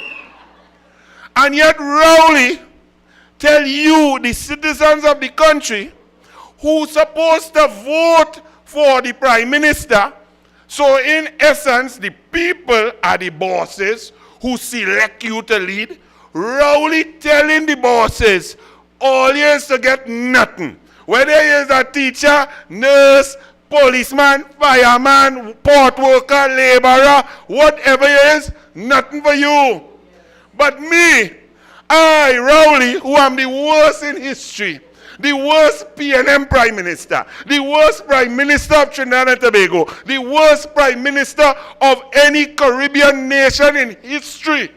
He said, oh, study that, I deserve pay, and I go pay myself. The place upside down. When this election call, anybody you see walking on the head, them going and vote PNM. Because nobody who walking on the 2 foot, chewing food with their mouth instead of the K-Packs could ever dip their finger for PNM. PNM have this country upside down. I didn't know what I wanted to come to talk to you today, no? But since we are on upside down, let me get serious now. How many issues I could tell you, no? I eating double study at PNM man tell me, all your UNC, all your really perform, you know, but all your thief. I say, boss, thieving in your face for thief and calling somebody else thief, and you vote for thief. You come to humbug me, give me more pepper, the doubles, man. Because the place upside down. But I'm going to tell you all one story. And understand this. And listen very carefully. Because anybody listening on the social media, TV, radio, or right here in the audience, who could literally take the finger and put it upside down to vote PNM, something had to be wrong with you. Let me tell you how upside down this PNM is. We had divers suffering in a pipe for 39 hours. Put there by the PNM. Up to now, they ain't answer why they were recommissioning that pipe that was not used when the UNC had bust the mark that Rowley, Smallpin, and Paria was playing games with Wilmer Ruperti, Trafigura, Delcy Rodriguez, and PDVSA while sanctions. Trump come in, we go get the truth. Marco Rubio come in, we go get the truth. Elon Musk come in, we go get the truth. And when we bust the mark that Venezuelan oil was coming in here, going to Point-a-Bear and going back to Venezuela, they switch off transponder, but the Aldan, we know it went to Palo Alto, Venezuela. When I asked Franklin Can, how many barrels of oil, of fuel came to Trinidad and went back out in that month of April when Kamla Persad Bisesa bust that mark? It was 148,000 barrels of fuel, we thought. Franklin Can admitted at that point it was 1.2 million barrels of fuel at approximately 85 US per barrel going into there and to Venezuela. Understand how corrupt the PNM is. But when that got spread, they had to find a next way to get the oil in and out secretively. And all of a sudden we know man gone in a pipe to clean out, dig out, and refresh and recommission a pipe that was defunct. You see, you have to analyze. Those lawyers who are sitting here will know. When somebody does something wrong, you have to find out why they did it. It's called the mens rea. For you to be guilty, you have to have a motivation, a motive to do the crime. So when you think a normal human being, if they are inside here, 180 people, outside another 90 people, and 3,000 listening at home. Each and every one of us, if we had proof of life, we know a man come out a pipe, and they have other men down there. Every single one of us would make every effort to go and get them in. Yes or no? Every single one. So why the PNM didn't? Because they have no conscience. They extricate the conscience. I tell you, it's not a joke I'm making. They have no heart. They have no conscience. They upside down. To leave man. Just in India, you all would have seen a cave fall down. Millions of tons of rocks fall down on some miners. And the Indian government bringing everything, army thing, blow up thing. They don't know if the men dead, if they crush, if they're alive. But they put man life, they drill and they went down, they send down food, they send down water. And 38 days later, they find the men and save 85 lives. Hey, it was the PNM knew.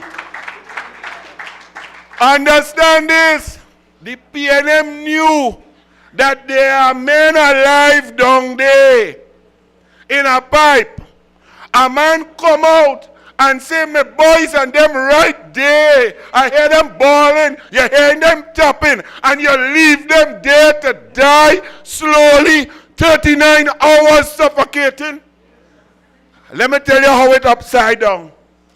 Because that disgusting, heartless PNM want to offer the families $100,000.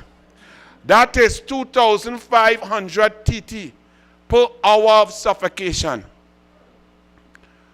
Every hour that they suffered, one with a break leg, one mash up, one begging to hope to see children, and they suffer and they breathe and they're waiting for somebody to come. They say, we right here, people must come. Country, somebody must come.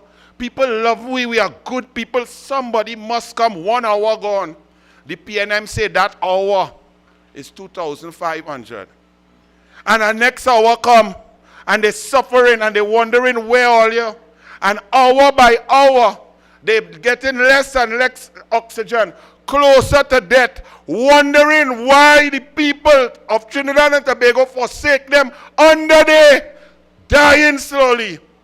While the PNM gallery and play games with Rowley's Inez Gate friends. But let me tell you how upside down this is.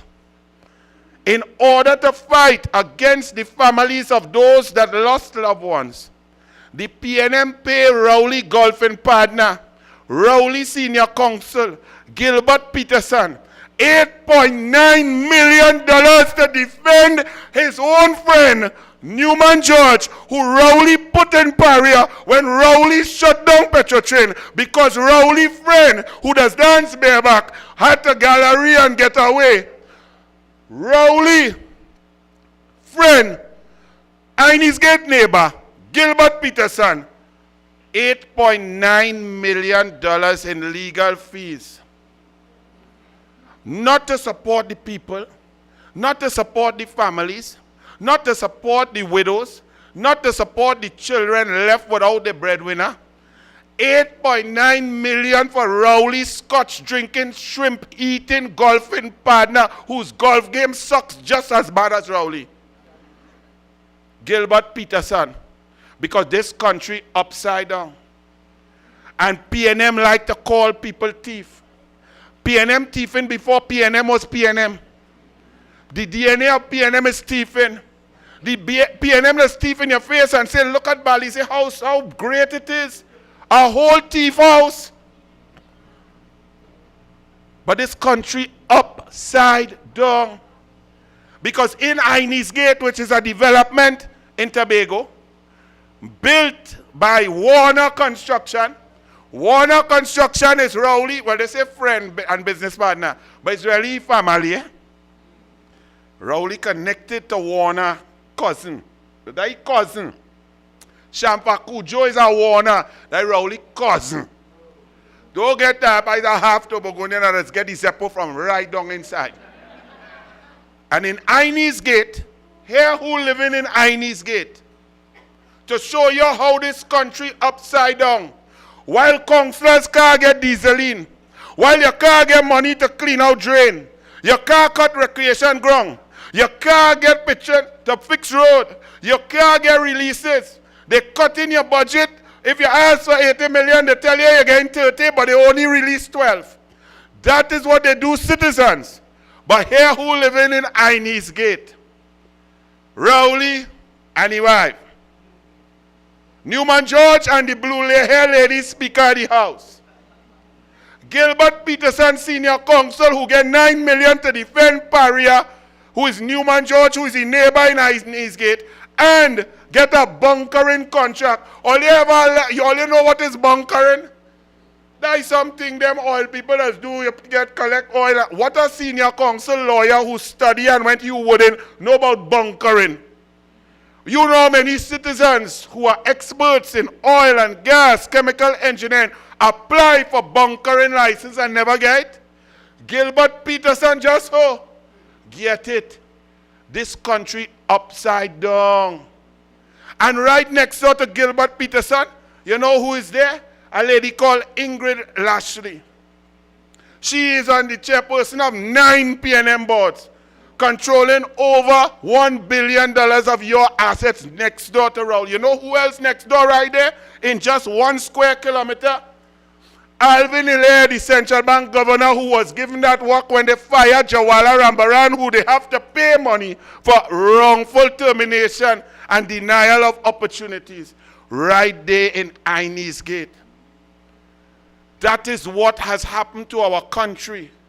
A web of corrupt individuals controlling every dollar so they could tell themselves, we go take the pay, all years to get nothing. But you know the funny thing? Citizens of Trinidad and Tobago, not all you here, and not all you who care about your family and think before you vote, but some people vote for that. They vote to get nothing. They vote that what Kamala give them, Rowley take it. And then they vote after Rowley take everything from them for Rowley to give himself more on top of control everything. Please help me understand that, because I might have to start to walk on my head to make sense of this country. There is one way to start to make sense of it, and that is to remember and realize that a vote is not a football game. I just support Manchester United since 1977. For the last 12 years, we play nonsense. Yesterday, we get licked 2-0 from Arsenal. I just get vexed for 5 minutes, but that don't impact my life. It don't impact my child laptop. It don't impact the fuel that I had to pay to put in my car. It don't impact that when I had to duck bullet down in the mall. It don't have an impact or an effect on my life. Election is not a sporting event. Election is not red versus yellow or blue and yellow versus red and rah, rah, rah. That's not election. Because when you vote, it impacts your life. And when you vote and you think you vote for the upside down PNM, and Rowley is telling you the economy is shattered. You can't get foreign exchange.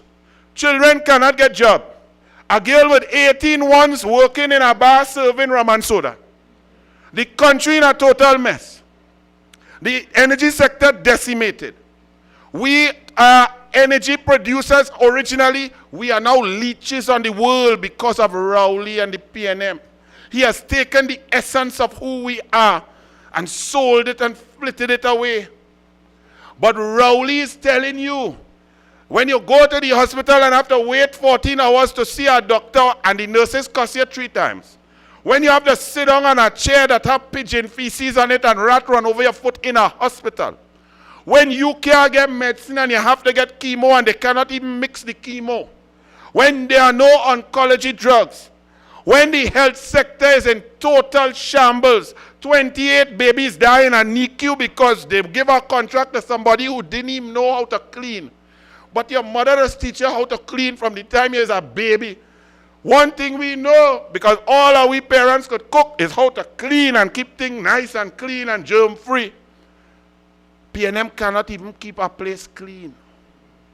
The education sector in shambles. They build 4 schools, Tim Gopi build 106. Gate, they cut the gate, children cannot get money to study. Nothing working. But you know what Rowley says? Nothing is working. Economy shattered. Energy sector bad. Education bad. Sport waste of time. Culture nothing. Crime, Lord help we. But hear what? I put in back all the same people for all to vote for. The country upside down. The PNM is giving you the same exact candidates, 88%. They make one change. Hines. All right, we know Hines dance. We know he failed combinations. We know he dotes. We know he had no brain. We know he buy wooden ladder for $1 million. We know he ain't good. We know. But you go blame Hines for Gadsby Dolly. You go blame Hines for Coleman Butt. You go blame Hines for Rohan Potol. You go blame Hines for Arawi not doing nothing in local government except taking growth hormone and pumping up to look like he's strong. You can't blame one man for that. You know who we are to blame? All of us citizens. We. Yes, you might look at yourself and say, but not me, I don't vote there. Let me tell you why you to blame too. Because you have to get out there and convince your neighbor, convince your cousin, convince your young people who feel election is not important. Because that's what they do. They make you feel that everything is the same. They go tell you UNC perform good, but them UNC thief. Really? Nobody could thief like PNM. PNM does thief and nothing works. When UNC in government, you see Couva Hospital, you see campus building, you see MIC centers, David Lee built 12, you see NESC centers, you see aquatic center, cycling velodrome, national tennis center, 89 grounds, you see 106 schools, you see smooth road, 74% of the population getting water, you see action, you see book grant, you see increase in pension for you the people. So as long and laptop could go on and on, but when you vote for you must vote for UNC. Let me repeat, when you vote for you, when you go home, watch yourself in the mirror and say, I'm going to vote for me. And once you're voting for you must vote UNC. Anything other than that, you're not making sense. Because when you vote UNC, your money has more value. When you vote UNC, you have more jobs. When you vote UNC, you have water supply. When you vote UNC, you have a safer nation. When you vote UNC, you have opportunity for young people. When you vote UNC, the border will be protected. When you vote UNC, the energy sector will boom. When you vote UNC, agriculture will get a lift and we will start to eat what we grow. So once you vote for you must vote UNC. To vote PNM means you're upside down. So ladies and gentlemen, get ready. The election is coming. And one thing I tell you, the PNM know how to do better than thief money. It's thief election. So all you need to get out there and work, collect the data, make sure, keep vigilant, watch them, go in the polling station, check them, because they have PNM everywhere. And PNM have no conscience. We will not let them steal the election. We will blow them out by a massive margin. We will have international observers. Why Rowley don't want international observers? Only because he planned a thief election.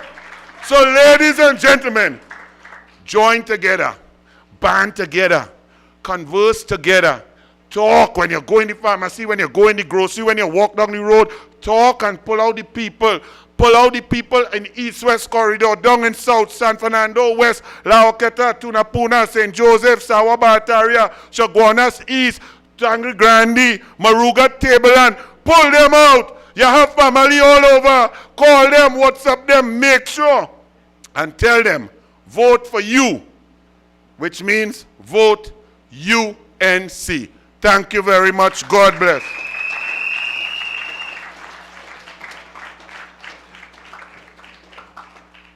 I must say thank you very much to our brother, Senator Roberts, for that very enlightening and inspiring contribution this afternoon on the Pavement Report, breaking down the real issues so that you can understand.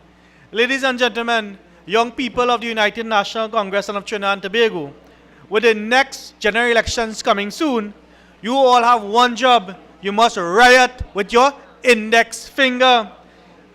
The UNC will step in again. We have saved this country once. We have saved this country twice, and we will do it again under the astute leadership of the Honorable Kamla Persad-Bissessar. So as we continue on the program here this afternoon, we have in our midst a former chairman of the MIC, a businessman by profession, and also a deputy political leader of the United National Congress and member of Parliament for Pointe-à-Pierre, the Honorable MP David Lee, on the platform on the Pavement Report here tonight. Welcome.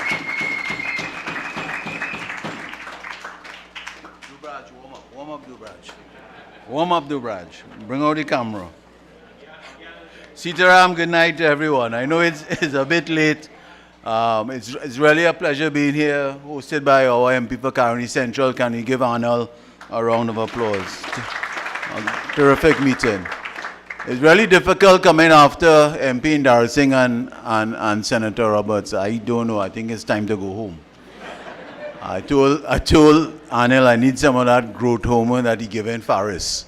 So I really don't know if he has anything to spare for me. But I have some serious things to discuss, but I hope I can entertain you all like how Anil did. Right? It's really, really tough.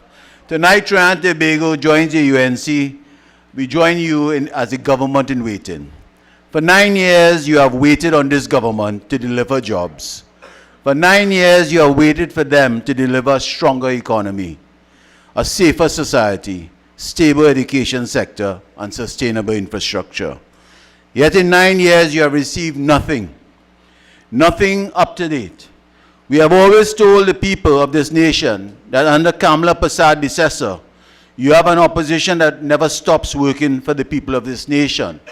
And I know Mrs. Bissessar, our leader, is locked on and listening to every word that Anil has said here tonight.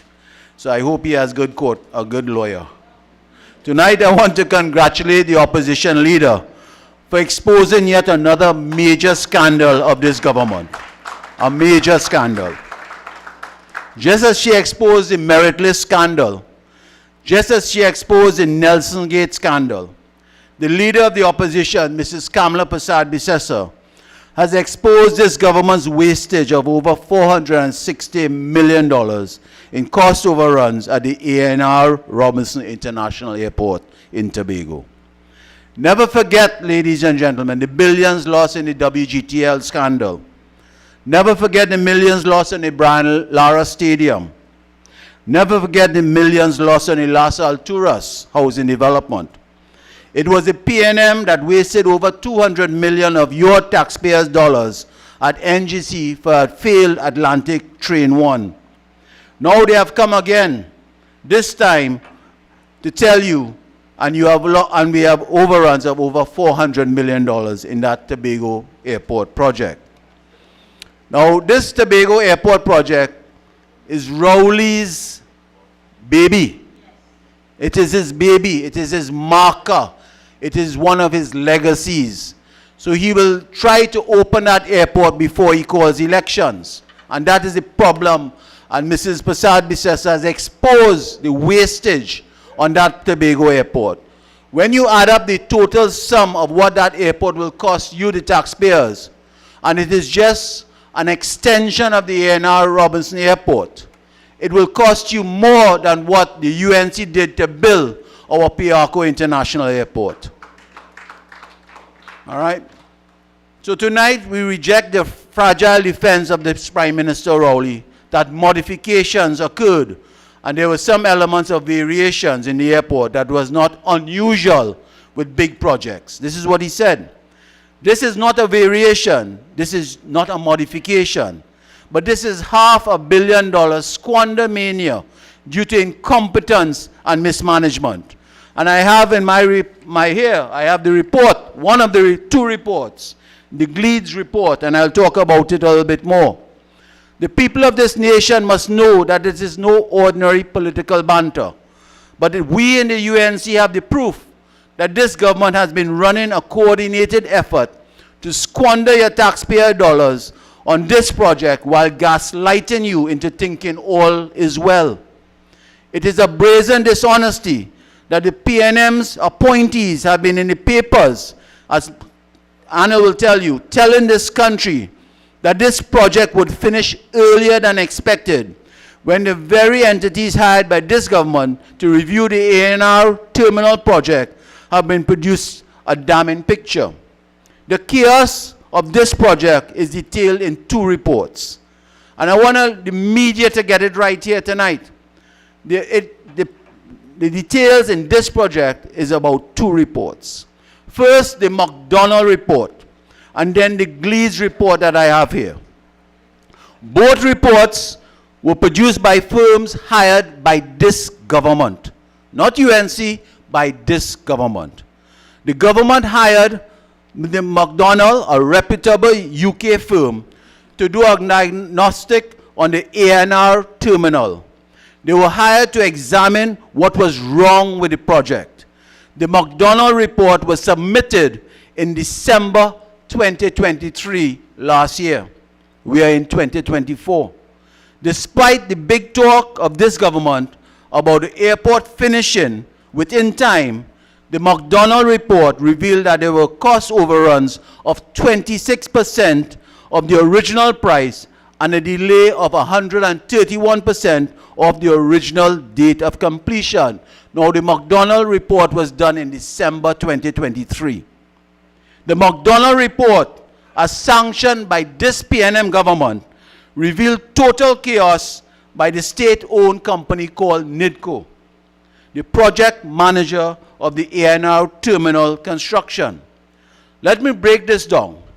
The international firm hired by the government uncovered that NIDCO, the arm of the state responsible to manage this project, the Tobago Airport project, was not effectively fulfilling its role. So while the Prime Minister and his cabinet were flying back and forth to Tobago, boasting about the progress on this terminal, here is what McDonald discovered. Now, McDonald discovered this in December 2023. We are in December 2024. One, McDonald discovered there was a lack of experience in terms of managing contracts and non-existent previous airport constructions and commissioning experience. So what McDonald said, NIDCO, you know that company loves to buy boats, this NIDCO company, right? So they now into airport construction or managing, and they have no experience in managing a project of that size. How could the government that boasts about value for money have people with no experience in building an airport of this project, of this size? Was this just jobs for the boys? Two, lack of proper incentives to achieve objectives. Three, lack of effective project management. Four, reporting inconsistencies conspiring against decision making. So while this government boasted pillar to post about this project, millions were being spent on absolutely chaos, as NIDCO didn't have a clue how to manage this project. As a matter of fact, NIDCO chaos was so major, McDonald recommended that they remove forthwith from the firing line of this project. As part of the diagnosis, McDonald recommended that NIDCO stop managing this project. Now, this morning or this afternoon, you saw Minister Imbert, the Minister of Finance, came to give a song and a dance and a Nancy story. And I am asking the question, why is the Minister of Finance accounting for NIDCO and the failure of NIDCO in this Tobago project? Now, NIDCO supposedly supposed to fall under the Works and Transport Minister. So I am asking the question, why is Minister Imbert so interested in this project? And we will say more. As part their recommendation, McDonald, and I quote, although we propose that NIDCO is retained as the owner, we suggest that NIDCO is removed from the firing line and that total responsibility and control over this Tobago Airport project is vested in another company. For 4 years, this government misled citizens to believe that all was good with this Tobago Airport project. But behind closed doors and behind construction lines, it was chaos without direction. McDonald got the Ministry of Finance, this is Imbert Ministry, to engage the services of Gleeds International Limited to provide program management services to the tune of $16.8 million. Trinidad and Tobago, I want you to follow this timeline, because in November 2024, last month, just last month, is where the web of untruths and deceit unfolded. After NIDCO's disastrous performance, the government hired Gleeds, the new company, to provide program management for this project. On the 8th of November last month, 2024, the chairman of NIDCO, Herbert George, appeared in the Guardian newspaper stating that the Tobago project remains on budget and has faced no major setbacks.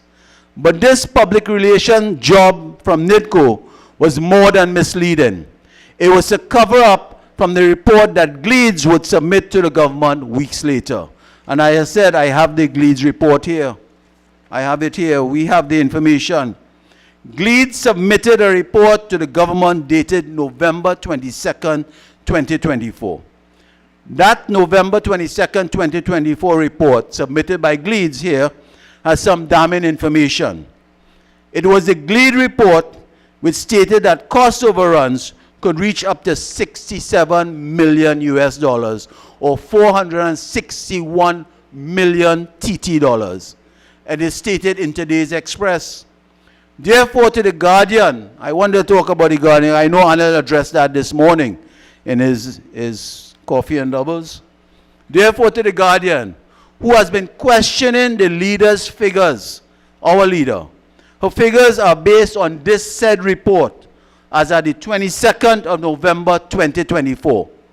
McDonald was paid by this government. McDonald is the first report to diagnose the project. McDonald recommended that NIDCO be removed. Glede was hired by this government. Glede produced this most recent report. This government's attempt to mislead the population was not limited to hiding the overruns and delays, but they were prepared to put the safety of citizens at risk. The Gledes report tells this government that while they appreciate the need to have a soft opening of the airport early in 2025, because this government is pushing to open that airport before election, the preference would be to wait until the completion of the contractor's commissioning, testing, and training period. So this government was willing to sacrifice safety, OSHA, and all regulations just to have a campaign talking point. As a matter of fact, this Gledes report states that there appears to be some confusion within the ministry regarding the project's completion date. That's page 5 of this report. The government was trying to rush the terminal's opening without adequately testing and commissioning the equipment and facility. Tonight we support the call of the leader of opposition for a criminal investigation and the cost overrun, because this country needs to answer on why individuals without experience in this field was hired initially. The country needs to answer on why NIDCO failed in its reporting and incentives. Why did NIDCO fail in its project management? There has been an investigation. There has to be an investigation in all the flaws of this project, because it has cost you, the taxpayers of this country, millions of dollars at a time when hundreds of citizens are suffering. Given that China Railway, you know I'm the only good Chinese, given that China Railway, the major contractor submitted a claim exposure of 31 claims with a risk exposure of $200 million, arising out of a combination of delays and other costs. Was this due to NIDCO's failure in project managing? Was this cost overrun due to design not meeting building codes and specifications? Did NIDCO drop the ball while overseeing? Tonight we ask, why did NIDCO replace a company called CEP Limited from Oversight and Supervision Engineering with another company, which cost this government a further $11.5 million. So they got rid of a company called CEP Limited. That was the same company, CEP, that was who identified the defects in the terrestrial project, the housing HCC project that failed under this government, and they had to demolish all those townhouses up in the east in terrestrial, the same CEP that identified the flaws and the defects. Tonight we ask, why did NIDCO extend the services of another company called Zabir SL for $5.2 million? Tonight we ask, why did NIDCO extend the services of ACQ and Associates for land acquisition by a further $22.6 million? And you would have heard Anil here tonight talk about our families of those pariah divers. And up to the day, not a cent has been given by this wicked government to the divers' families.